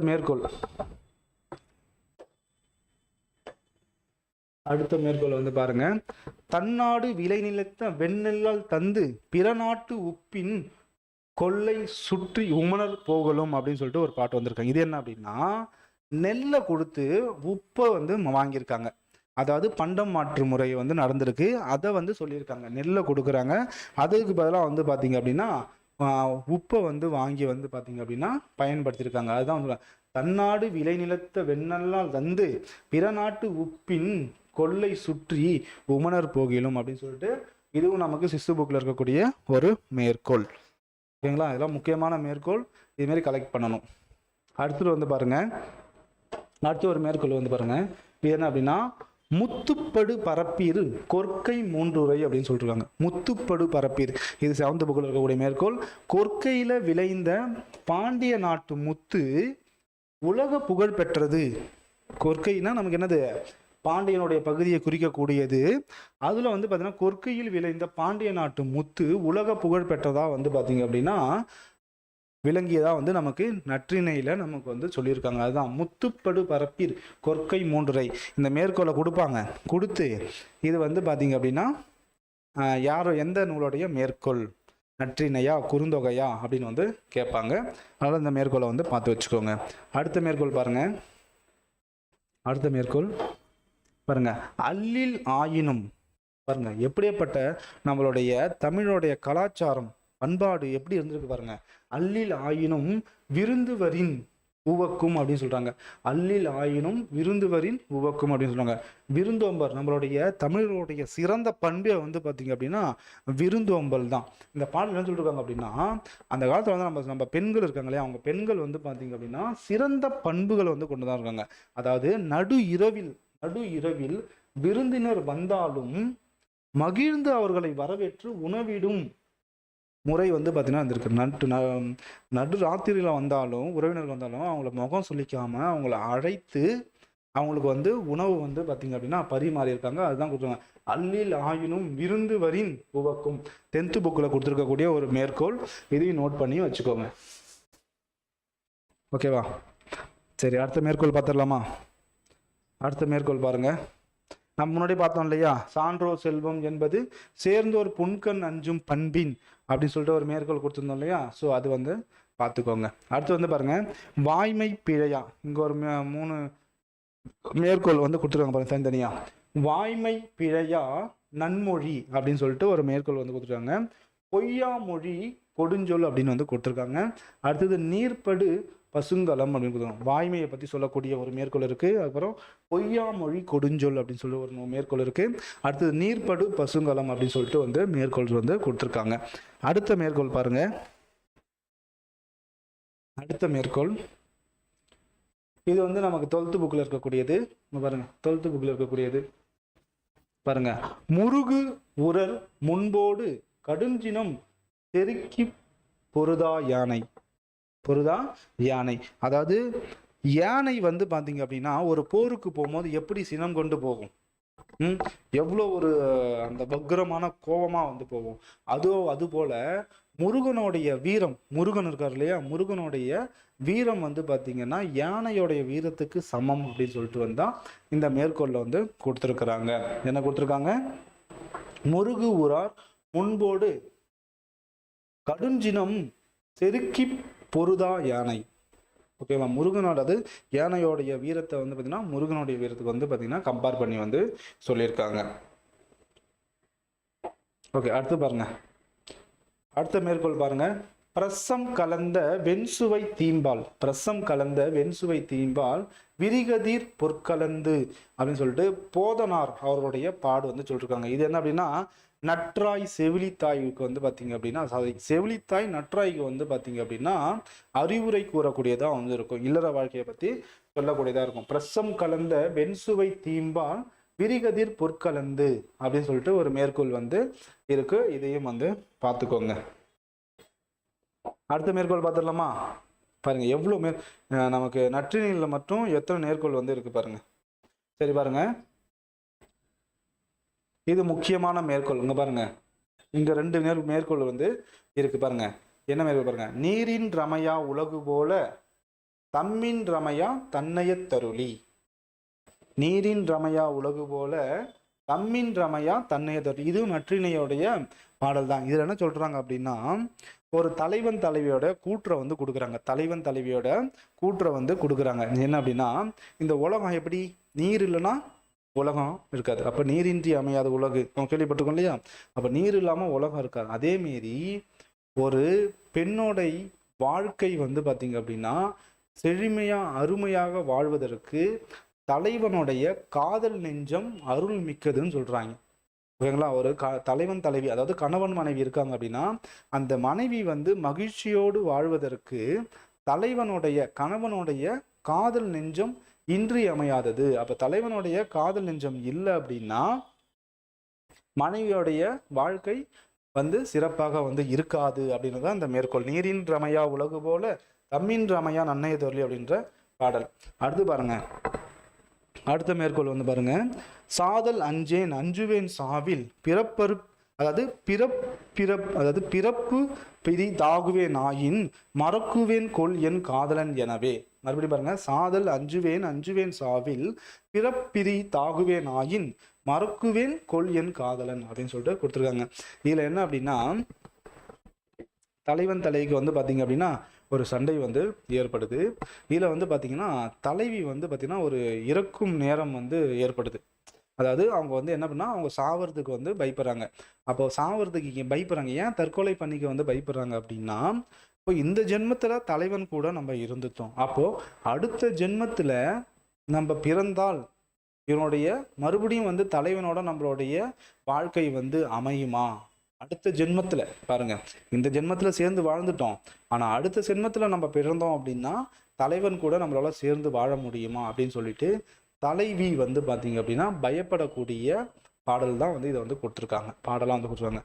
சாதல் அஞ்சேன் அஞ்சுவேன் சாவில். எனக்கு சாவுல பயம் கிடையாது. எனது சாவுல பயம் கிடையாது. பிறப்பு விரி தாகுவேன் ஆயின். ஓகேவா? மறக்குமே கொல் என் காதலன் எனவே. அப்போ நான் அடுத்த ஜென்மத்துல நான் பிறந்தேன் அப்படின்னா மறந்துடுவேனா, என் காதலனை நான் மறந்துடுவேனா, சேர்ந்து வாழ்ந்துட மாட்டேனா அப்படின்னு சொல்லிட்டு தலைவி வந்து பாடக்கூடிய பாடல் தான் வந்து பார்த்தீங்க அப்படின்னா இந்த கடைசி பாடல். ஓகேங்களா? அப்போ நான் நற்றிணையில உங்களுக்கு எவ்வளோ டேட்டாஸ் கொடுக்க முடியுமோ, இந்த 8 தொகையில வந்து பார்த்தீங்கன்னா உங்களுக்கு எவ்வளோ டேட்டாஸ் கொடுக்க முடியுமோ அவ்வளோ கொடுத்துருக்கேன். அடுத்தது நமக்கு வந்து பார்த்தீங்கன்னா குறுந்தொகை இருக்கு, ஐங்குறுநூறு இருக்கு, 10 பரிபாடல் இருக்கு.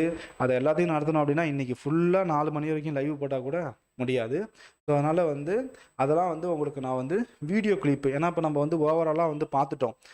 சங்க காலம்னா என்ன, சங்க காலம்னா என்ன, சங்கம் வந்து எங்கெங்க நடைபெற்றது அப்படின்னு சொல்லிட்டு ஓவராலாக வந்து பார்த்துட்டோம்.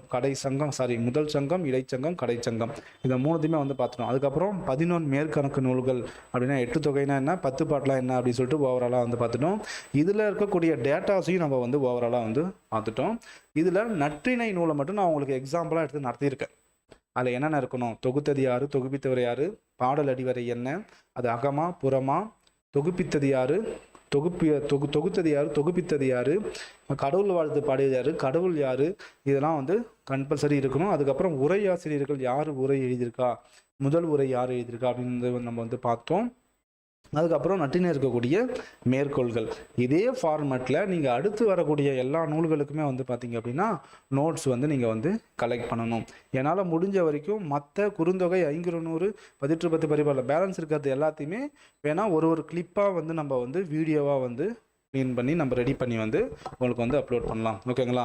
ஸோ இன்னைய வகுப்பில் வந்து பார்த்தீங்க அப்படின்னா உங்களுக்கு யூனிட் 8ல் சங்க காலம் முதல் இக்காலம் வரையிலான தலைப்பை எடுத்து அந்த சங்க காலம் முதல் இக்காலம் வரை என்னென்ன தலைப்புகள் இருக்குது அப்படின்னு சொல்லிட்டு உங்களுக்கு எக்ஸ்பிளைன் பண்ணியிருந்தோம். சங்க காலம், சங்கம் அறிவிய காலம், பக்தி இலக்கியம், காப்பியங்கள், சிற்று இலக்கியங்கள், ஐரோப்பியர் காலம், தற்காலம் அப்படின்னு சொல்லிட்டு 7 தலைப்புகளை வந்து நம்ம வந்து இருந்தோம்.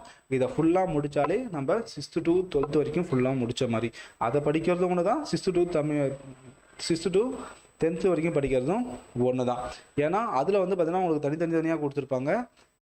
இதில் வந்து பார்த்தீங்க அப்படின்னா யூனிட் 8ல் உங்களுக்கு மொத்தமாக வந்து கொடுத்துருப்பாங்க. ஓகேங்களா? எது படித்தாலும் உங்களுக்கு வந்து யூஸ்ஃபுல்லு தான். ஓகேங்களா?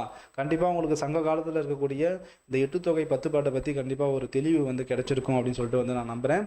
ஸோ உங்களுக்கு தொடர்ந்து இந்த மூன் அகாடமிலேருந்து யூனிட் 8 கிளாஸஸ், அடுத்தடுத்த ஜியாகிரஃபி கிளாஸஸ் வந்து பார்த்தீங்க அப்படின்னா எல்லாமே உங்களுக்கு அரேஞ்ச் பண்ணி நாங்கள் கொடுத்துட்ருக்கோம். ஸோ நாளைக்கும் இதே போல் 10 மணிக்கு வந்து லைவில் வந்து உங்களை பாலிட்டி சார், ஓகேங்களா, திரு சதீஷ் அவர்கள் வந்து உங்களுக்கு வந்து பாலிட்டி கிளாஸஸ் வந்து நாளைக்கு வந்து எடுப்பார். காலைல 10 மணிக்கு லைவுக்கு வந்துடுங்க. நன்றி, வணக்கம்.